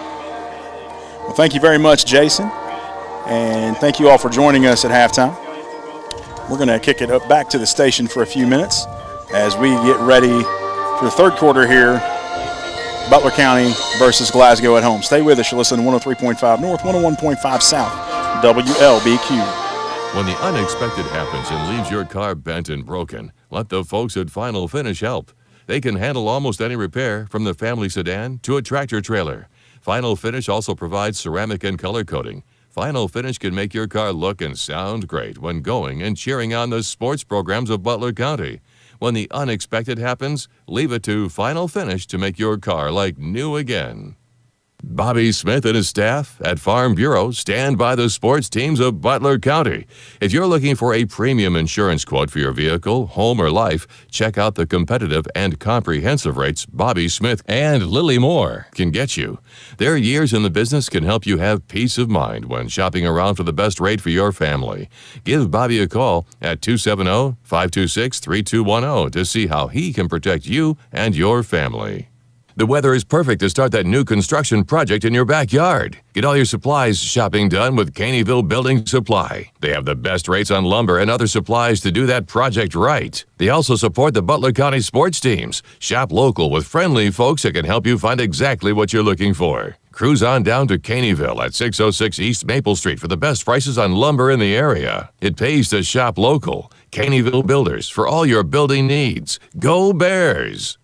Parkway Cars and Tires is your low-price leader in this area. If you find a better price, let us know, and we'll beat it. That's simple. Our over 30 years of experience and multiple distributors allow us to be your #1 tire store in the area. We always give free rotation and balancing on every purchase. Not only tires, but we do brakes, alignments, and much more for all your service needs. As always, honesty is our policy. Schedule an appointment at 270-526-5732. Thank you, and God bless.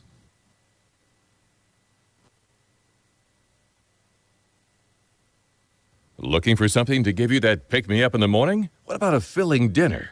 You should head to Hardee's in Morgantown. They have everything you need when it comes to breakfast, lunch, and dinner. They have fluffy biscuits, crunchy hash browns, mouth-watering burgers, tacos, burritos, fried chicken tenders, ice cream, and many more delicious items. You can have a great dinner before cheering on the sports teams of Butler County. Their friendly and talented staff will make sure your order is fresh and filling. Located on Veterans Way, Hardee's, where the food's the star.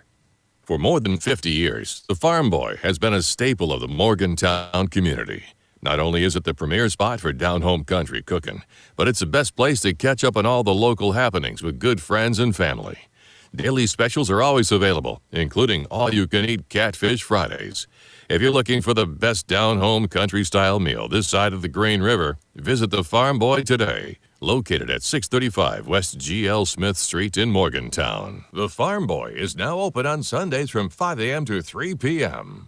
It's finally sports season. Time to break out the blankets and stadium seats and head out to support your favorite Butler County Bear. Warren RECC was started right here in South Central Kentucky, and we're still run right here by people you know and trust. That's a cooperative difference. We're proud of our hometown roots, and we're honored to support our local athletes. To learn more about Warren RECC, visit www.wrecc.com or give us a call at 526-3384.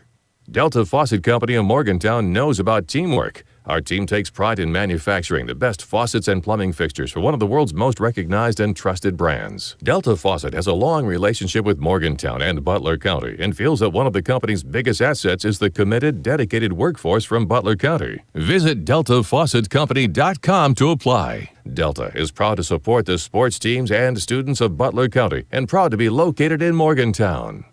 Hawker Insurance is a proud supporter of our Butler County sports programs. Since our early beginnings in 1926, Hawker Family Insurance has become a leader in providing quality protection for thousands of individuals and families throughout our region.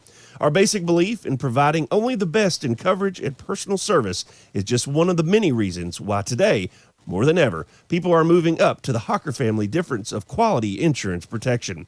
Give us a call at 526-3851 or stop by our offices at 115 North Main Street here in Morgantown. Go Big Blue. Morgantown Bank and Trust knows what being on the home team is all about. Since 1880, Morgantown Bank and Trust has been serving the people of Butler County. And since 1976, we've been a part of every WLBQ broadcast of Butler County High School athletics. As your only home-owned independent bank, we want to be a pillar of the community. And we work hard every day to give you exceptional, professional service from people you know and trust. Good luck, Bears, from Morgantown Bank and Trust. Equal housing lender, member FDIC.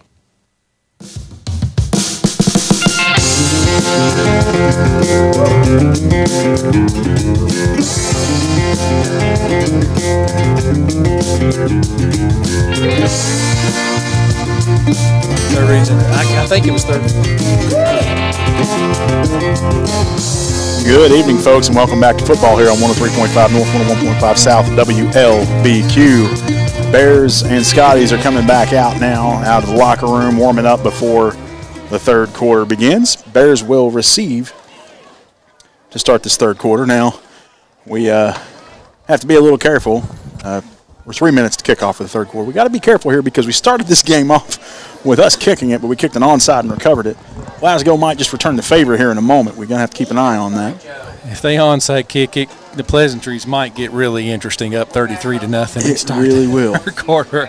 You know, another thing going on tomorrow night, Nick, is the alumni game, the meet the team nights for the basketball team, both boys and girls. Yep. Then we're going to have an alumni game for the boys and for the girls. There's going to be alumni cheerleaders. Okay. So that could be a very interesting event. You're an alumni, right? I actually am an alumni, but I'm not going to play. Are you going to participate in some way? I'm not going to play. Maddie's actually coming back to the basketball world. There you go. So I don't know if we're going to be there tomorrow night or not, though. But if we are, I'm not going to be participating in the basketball game. I can tell you that. Well, you can be a cheerleader. Now, come on now.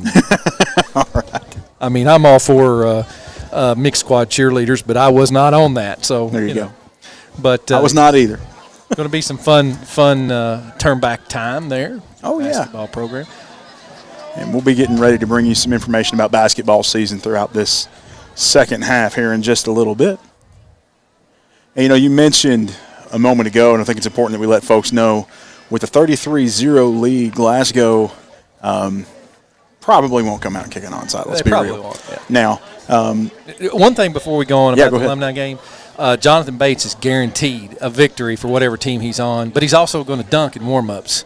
Okay. Now, whether that involves a basketball or a Dunkin' Donut, yet to be determined. We'll see. Maybe but whatever both. it is, if Jonathan Bates is involved, it's going to be entertaining. And he's guaranteed a win for his team. It's going to be worth the trip just to see what show Jonathan Bates is going to put on. Show up here tomorrow night to watch that one. What time is that one going to be, Jason? You would ask me that. I think 6 o'clock. I think 6 o'clock? Yeah, it's definitely all over Facebook about the alumni game. So we'll have to check that one out. Yeah, please do. It's going to be a lot of fun. It's a fundraiser. Oh yeah. So, and we will be bringing you some schedules for the basketball teams coming up here soon to start off our season. We have not discussed the broadcast schedule yet, so please don't ask me what games we're going to air and which ones we might not be airing, but we will try to bring you those here in a little bit. Bears get set up to receive this one with about 30 seconds before kickoff. And I want to remind everybody of a KHS AA rule here, as it's currently 33-0, and Glasgow is preparing to kick off with once the scoreboard hits a 36-point deficit, the clock will run.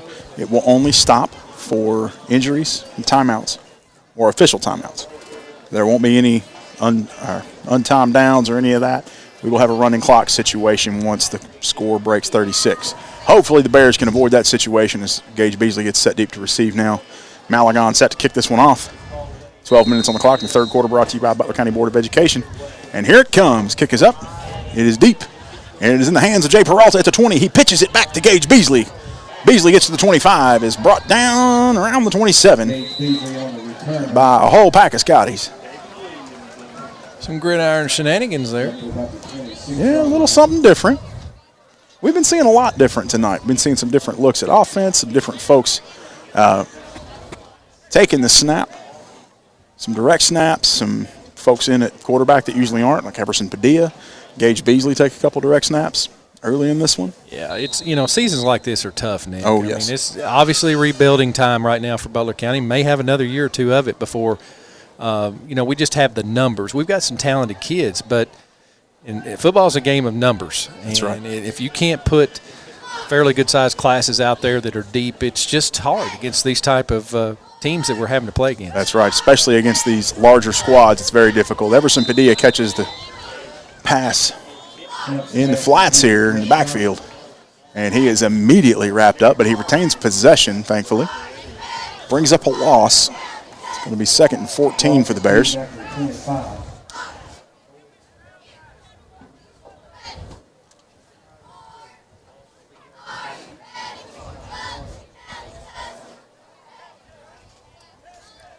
As the Bears get ready to break the huddle, 2nd and 14. Ball is on the 25-yard line.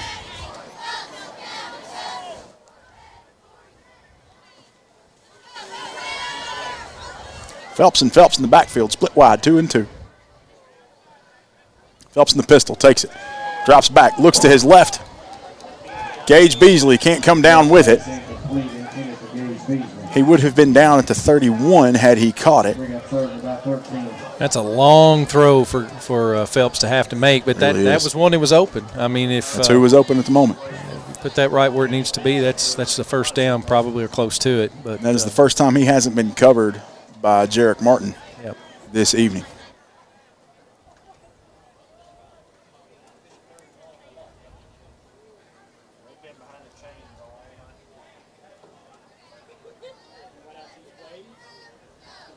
Uncertain why our scoreboard wasn't showing up there, but it is now. Another pass to Beasley at his feet. Yeah. It's going to bring up 4th down and long for the Bears. There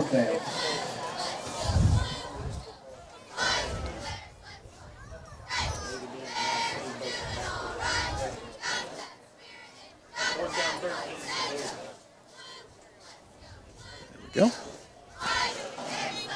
Lonnie Phelps in to kick this one.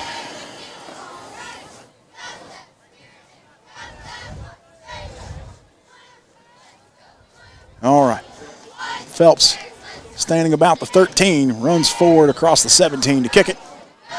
Ball falls into the hands. It's blocking the back. It's coming back. This is going to be back for us here as number 14, Jarek Martin, runs it all the way up to the 45. Sorry about the camera, folks. I'm trying to watch one thing and on a camera at the same time. It's a little difficult.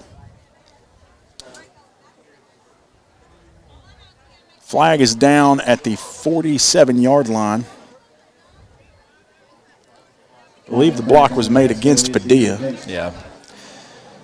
It was right where the kid caught the ball off of bounds, and pretty obvious. Yep.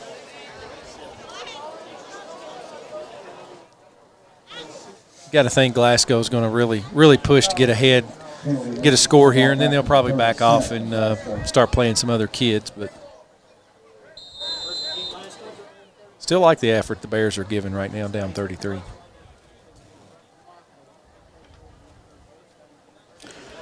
All right. Glasgow takes over 1st and 10 around the 36-yard line.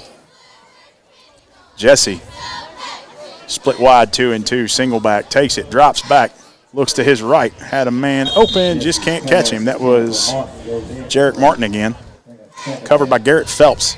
Ball goes out of bounds, incomplete pass, brings up 2nd and 10. And that's an example of depth right there. You got Garrett Phelps, plays quarterback for us. And then he has to come out on the defensive side of the ball and track down these athletes. He's absolutely gassed. He's been getting lit up in the backfield all night long. It's just tough. I mean, just a tough task. Jesse takes the snap, hands off up the middle to Bull. Bull powers forward. Oh, for about 8, maybe 9. Did he get the first? Yep, they're going to move the chains. Yes, they are. Tackle made by Heath Cheney, and I believe Lonnie Phelps was in on that one as well. Maybe Logan Hargrove. Did not catch it for sure. It's going to bring up 1st and 10, though. Ball's at the 47. Jesse comes out, trips to his left, single wide out to his right, halfback set to his right, drops back, halfback is blocking for him as he throws a screen and is immediately hit in the backfield. And can they bring him down? They can. Nice job that time. Broke loose out of that first tackle, but good game tackling there by Butler County. They stayed with it and were able to bring him down. It was Cheney on that tackle again. Loss of 3. Pass was complete to Dalen Thomas, 6'2", 200-pound receiver there, brought down by Heath Cheney. Backs him up. It's going to be 2nd and 12 from the 45. Jesse takes the snap, drops back, looks middle of the field, catches Crowder, and it takes a couple Bears to bring him down. And we've got something else going on here. Not quite sure what we got here.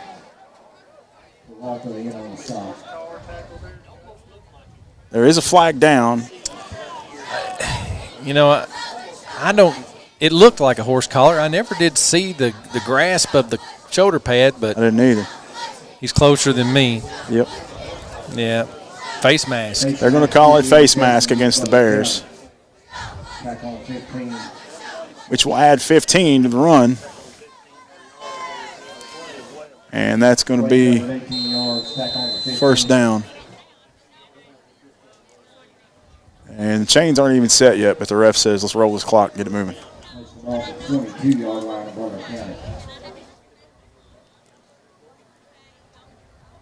If this one's going to start getting chippy, you're going to see the refs want to get it over with really quickly. All right, Jesse takes the snap. Again, a throw into the backfield. This time to Crowder. He's got the sideline and gets knocked out of bounds. Jesse's pass complete to Rico Crowder. It's going to be right around that 1st down. We'll see where they spot him.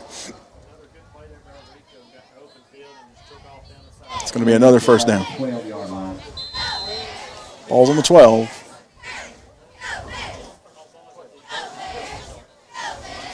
No correction. They are. Okay. Chain gang's catching up now. Now they're going to be 1st and 10 from the 12. 8:40 on the clock. 33-0. Scotties in the lead. Bears showing blitz. Takes the snap. Goes up the middle. He's in. Bull pushes in. Gets hit by Beasley right as he enters the end zone. No flag. Touchdown, Scotties. And that's going to make it 39-0. And a running clock now in this one. So KHSAA regulation stipulates that after a gap of 36 points occurs in any sporting event involving 2 teams, that we enter a running clock situation. So after this extra point kick, there we are. Kick is up, and it is good. It's going to make it 40-0 Glasgow as we take a quick break. Stay with us as we bring you the rest of this 3rd quarter, brought to you by the Butler County Board of Education.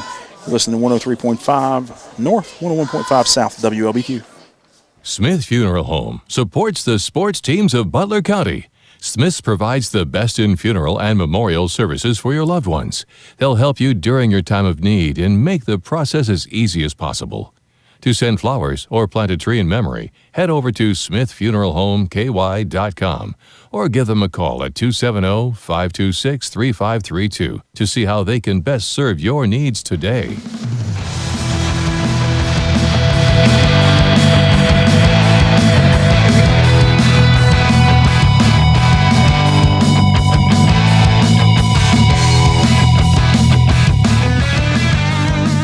right, welcome back, everybody. Bears get set to receive this one after the score widens a bit now to 40-0 after that touchdown by Glasgow. 8:36 on the clock here in the third quarter. Nick Hott and Jason Jones bringing you this one from Butler County High School. Mark Allen just does a great job on this field, Nick. Oh, man, it's fantastic. And I'll miss him tonight. Mark, if you're listening, hope it's going well where you're at. Gage Beasley catches it. He gets across the 20, and he's having trouble moving forward, and we're getting a little bit of chippiness down there. We're going to have to keep an eye on this as the clock is running now. Bears take over on offense. Yep, talking about this field, it looks fantastic. And, keeping it going all season, even as the weather gets colder and it's this green, it's a lot of hard work. So special thank you to him. The most use I think the field has ever seen with the soccer schedule, the JV football schedule, the high school football schedule. A lot of action, and it looks really, really good. It looks fantastic. One more week to go. That's right. It's crazy to think it's almost over. But we'll be talking about basketball soon, so stay tuned. We're going to get into that about a month away. Garrett Phelps and Lonnie Phelps in the backfield. Garrett takes a snap, has to roll to his left. He's under pressure. There's a flag down. He's still moving. He's past the 25, gets hit right out of bounds.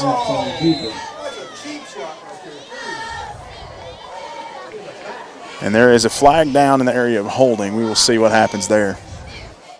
Beasley laid the lumber on somebody as they were heading in to hit Garrett Phelps out of bounds. So no call on that. Holding against the Bears is the indication. It's a holding penalty against the Bears. It's going to be backed up 10 yards.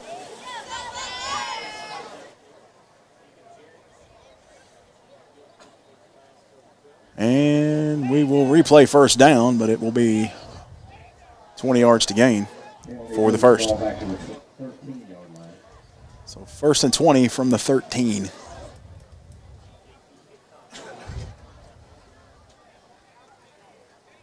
Phelps and Phelps in the backfield. Garrett takes the snap, drops back. He's looking. Look left, nothing. He's going to go deep downfield to Gage Beasley. Oh, gosh. Oh, bounces off of his hands at the 45-yard line, wide open. That's one right there. You got to get the hands out there and catch the ball. You cannot let that get into your shoulder pad. That was a very nice throw. Mm-hmm. These two have just had, all season these two have been able to connect. And if he catches that ball, he's gone. You're not going to catch the state champ track athlete. We've seen what he's done on defense twice, catching the speedsters from Glasgow. It's the one thing Gage can do. He can flat run. Maybe that's what he was thinking about instead of catching the ball there. And that's going to bring up 2nd and long for the Bears. Garrett takes the snap, looks right. Over the middle now to Gage. He's going to drop down to 25. Just past the original line of scrimmage. We'll bring up 3rd and 9.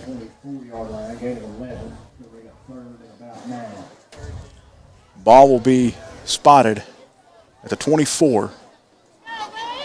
And he needs to make his way past the 33. Phelps brings it back to the huddle. 5:12 on the clock now. 40-0 is your score here. Third quarter brought to you by Butler County Board of Education. All right, trips to the right. Single wide out to the left. Got Beasley in the slot. Lonnie lined up behind Garrett. Garrett takes it. Pump fakes. Rolls to his left. Pump fakes again.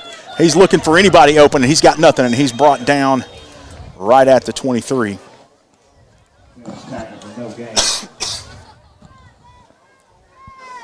Brings up 4th and 9. So no gain, no loss, just right at the line for that one.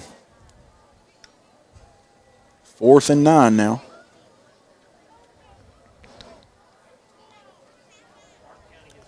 Offense stays on the field. At this point, I don't know that there's anything to lose. You're just working on trying to get some offensive consistency, build up a little momentum. With Ohio County coming in next week, that is a winnable game for Butler County. And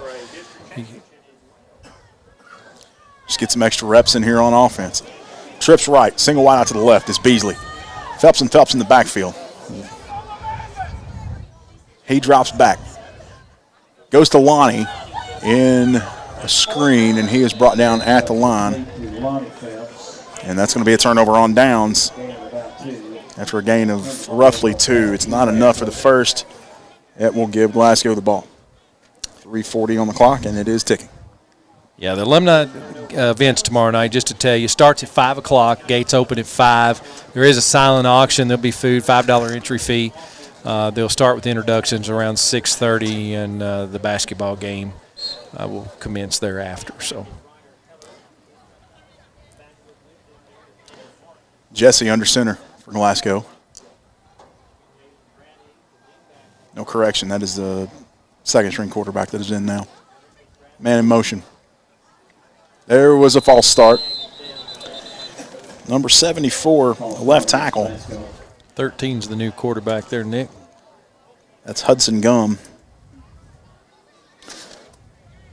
Chris Duncan, left tackle there, brought his left foot up when he saw a man in motion. I guess he was afraid somebody might trip on his foot, but once you're set and that whistle's blown, you don't move. So as we are now facing the younger players here at Glasgow, Butler County defense, see what we can do here. Gum under center again. There was another false start. They didn't call it. Puts his man in motion. All right, handoff straight up the middle. Sniffed out immediately by Lonnie Phelps.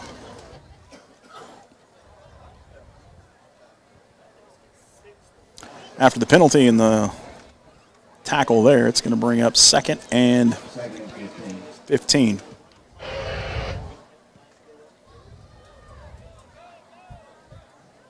Minute 45 left in this third quarter, brought to you by the Butler County Board of Education. Gum under center, takes a snap.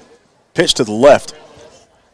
He rolls forward to the line and gets hit. Got popped that time. Butler County still really playing hard. That's right. Butler's defense will not back down, even though we're looking at the second string here. Minute and a half. Ryder Heller on the carry that time for Glasgow, number 11, into the game.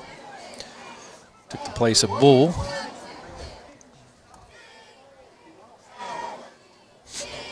Ball is spotted at the 29. It's going to be 3rd and 13. 2 pages full of players. How about that? It'd be nice, wouldn't it? And if I would have remembered to bring the ones I printed of us, it's 1 page right now. Under a minute here in this third quarter. Gum takes the snap, hands it back off to number 11, Heller. And he is brought down after a gain of maybe 3. Heath Cheney on that stop. Ball spotted now at the 23-yard line. He may have picked up a couple more than that, but it's going to be 4th, and we'll call it long 6, short 7 for Glasgow with under 30 seconds in this third quarter. We get ready to bring you the fourth quarter, brought to you by the Essentials Insurance Group.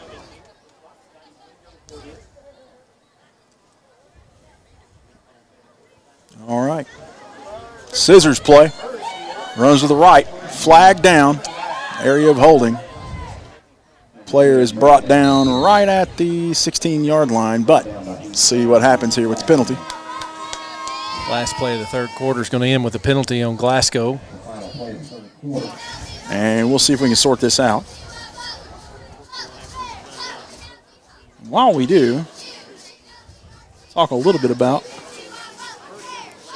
I think that was a holding call there. I didn't happen to catch it. They picked it up, actually. They picked up the flag. They've waved it off. They're going to keep moving here. And as we get ready for this fourth quarter, brought to you by the Essentials Insurance Group, let's talk a little bit about tip-off for your Butler County Bears basketball season and your Lady Bears basketball season. Start with the Lady Bears.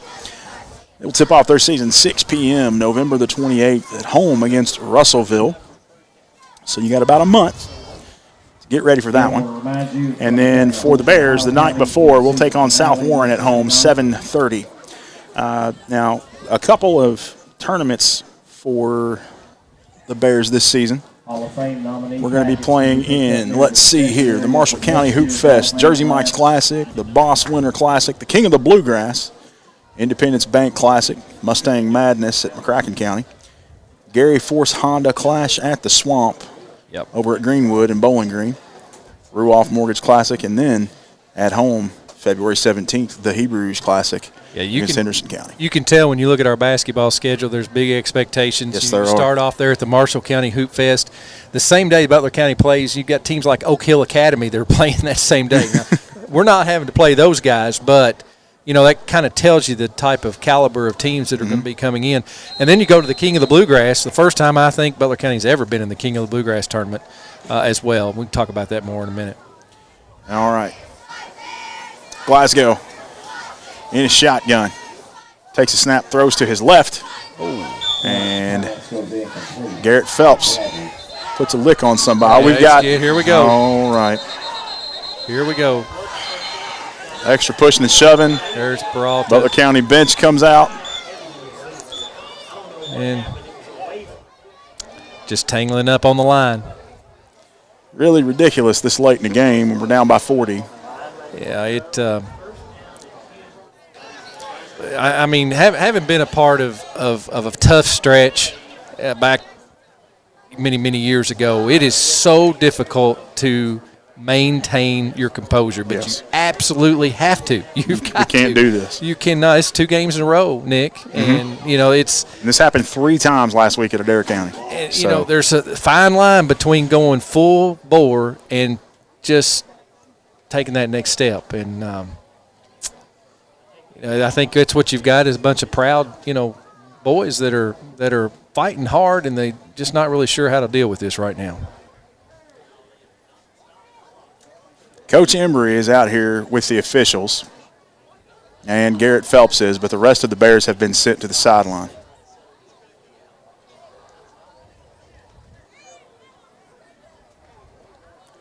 Glasgow players as well.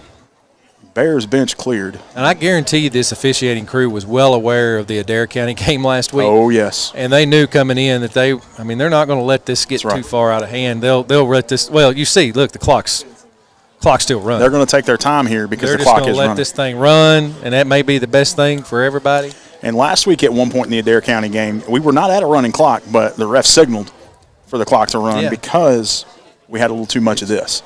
So they're going to take as much time off the clock here as they can to keep this from occurring. Well, and the other thing is, too, Nick, you don't want an ejection right here because, like I said, you can't play next week. We've got a very winnable game next week in what has been a very tough season.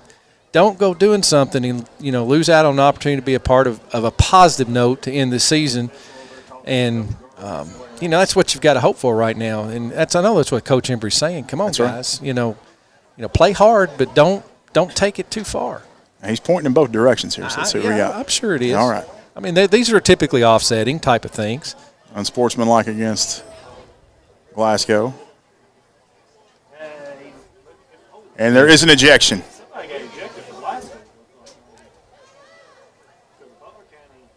And 24 got ejected, too. That means he's done next. That is Lonnie Phelps. Lonnie Phelps has been ejected. There you go. There's a key part of our team. Our running back and our punter. Yep. And now he's out next week, if I'm understanding correctly, in a game that –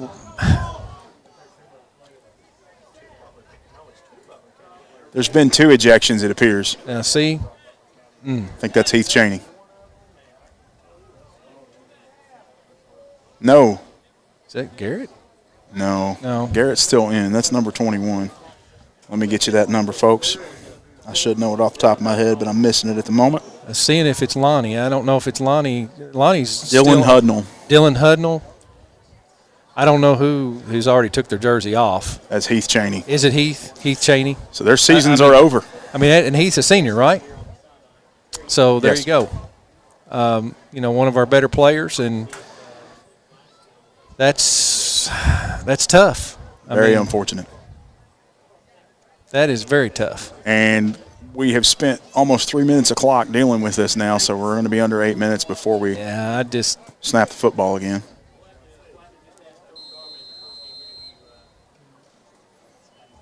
All right. And more than likely, I mean, I don't know Glasgow's roster. That was probably their second string. It is. So, I mean, No sense in this. Yeah, all on Butler County. Every bit of that was on Butler County, Nick. I mean, that's timeout taken. Yeah, at this point, just take a knee and let's go to the house. There's no reason in continuing. No. 7:42 before the clock stops. Since they're going to take a timeout, we're going to take one as well. Kind of get away from this unpleasantness for a moment. Stay with us. Listen to 103.5 North, 101.5 South, WLBQ. Your State Farm insurance agent, Baker Gardner, is ready for another season of BCHS sports. Baker is also ready to help you with insurance for your home, car, or life. Affordable, reliable insurance from State Farm is backed by one of America's most trusted names, with hometown service always just a phone call away. Good luck, Bears, and remember, like a good neighbor, Baker Gardner is there. Give Baker Gardner and his staff a visit at 219 South Main Street in front of the post office, or give them a call at 270-526-5582.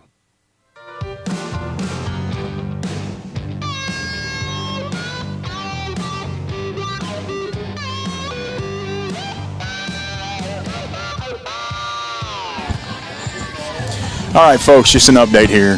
Heath Cheney and Dylan Hudnall ejected from the game. We mentioned Lonnie Phelps. We thought he was mixed up in this, and he is not. He is back in on offense. It looks like Gage Beasley is going to take the snap here. Oh, correction. I'm sorry. We're on defense. Little pass over the middle. And Glasgow Yeah, right. Just is shy of the goal down line. just shy of the goal line. 7.5 minutes left in this fourth quarter, brought to you by the Essentials Insurance Group. Sorry, our Facebook is kind of sputtering out on us a little bit here. Not quite sure why. I mean,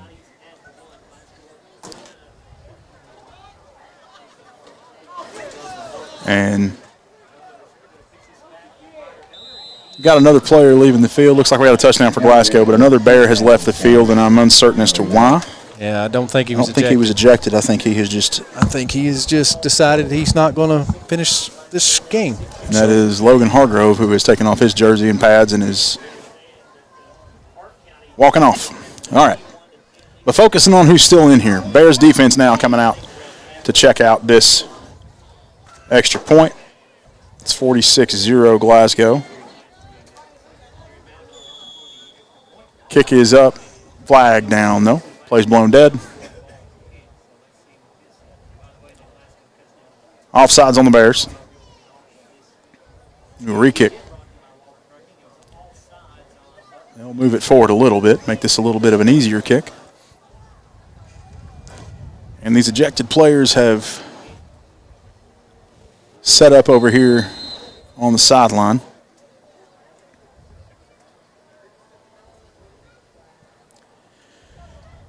Six minutes left.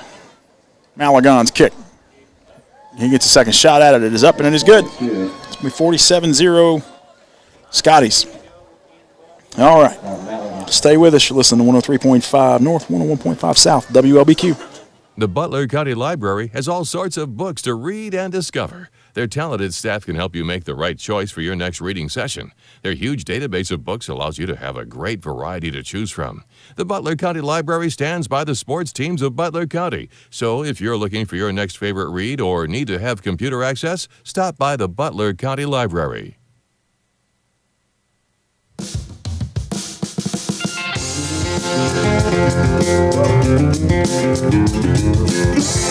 All right. Glasgow in to kick this one off to the Bears. 47-0 with 5:10 left to go. Back deep to receive, Gage Beasley. Backed up by Jay Peralta and Garrett Phelps. Butler County's principal has joined the sidelines to help manage some of the concerns with some of our players down there, and we'll get this cleaned up here in a little bit. 4:50, Glasgow kicks it off. It is going to be caught by Jay Peralta. Peralta is going to barrel forward with it across the 25. They caught his shirt but couldn't catch him. Now it staggered him enough that they caught him, and he is brought down. Like I said, it's tough. This is a tough situation. It is. And, losing is one of the most difficult things that you can go through. I mean, you're going out and you're getting your head beat in by more, deeper, more talented teams. and it just comes to a head. And unfortunately, that appears to be what has happened here tonight. We're going to be under 4 minutes before the Bears snap this one. Just a reminder, we will be on the air next week. Ohio County coming to town. It appears we will be a few players shy. Heath Cheney and Dylan Hudnall have been ejected and won't be able to play next week. Yeah, we probably need to get confirmation that that's who that was. But, I mean, they're no longer in jerseys. I'll put it to you that way. 3:45 on the clock here. Phelps in the backfield. Takes the snap. Hands it off. No, he kept it. Nice hard run there by Garrett. Gained forward for about 6. On the keeper with 3:23 left. It's going to bring up second and short. Gain of 7 is going to make it second and 3.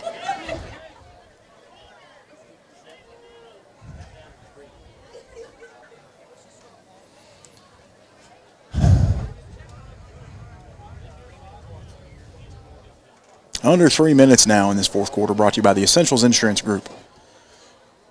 Stick around for the postgame show, brought to you by Dairy Queen of Beaver Dam. Here in about 2.5 minutes. All right, Garrett. Lined up with Lonnie in the backfield. He bobbles the snap, can't come up with it, finally does, and immediately gets hit. Sacked behind the 20. And quick whistles here as they're trying to split them up. Again, stay tuned to the postgame show. We'll bring you the IGA Hometown Player of the Game as well as your Green River Play of the Game in the Dairy Queen of Beaver Dam postgame show. 3rd and long now for the Bears. Really negates Phelps' run and tacks on another 4 yards to it. It's going to make it 3rd and 14. Under 2 minutes to play.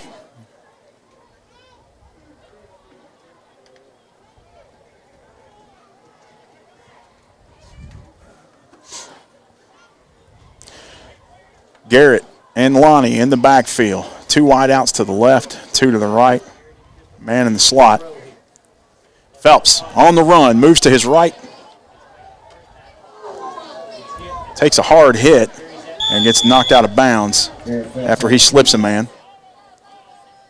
1.5 minutes now. Make it 4th and long. Now, I can tell you one thing about Garrett Phelps. It is not in his DNA to quit. No. 4th and 11. That is generational. And he is absolutely still giving it everything he's got. Absolutely. And hats off to all of the Bears who are out there really giving it their all, even though it has been a tough season. We're having quite the go of things in this new district. Got a question about that from Sean Dockery. Yes, we did.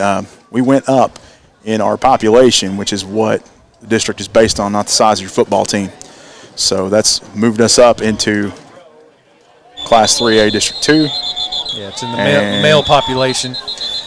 And the other thing is, too, it also depends on what the other schools around you in male population, If they drop enough, you know, they may supersede you and force you to go up. You know, Glasgow's not a huge school. No. I mean, they're not a huge school. But and that stop at the line was going to be the final play of the game. They're going to call it there with about 25 seconds left. Glasgow will not run a play after the turnover on downs. All right. I think that's going to do it for us tonight. Thank you for tuning in. Stay tuned to 103.5 North, 101.5 South, and we'll bring you Ohio County next week. Have a good night. When you have vending needs, you need to call Double E Vending. They're family-owned and locally owned, full-service vending company. They established themselves in 1972 to offer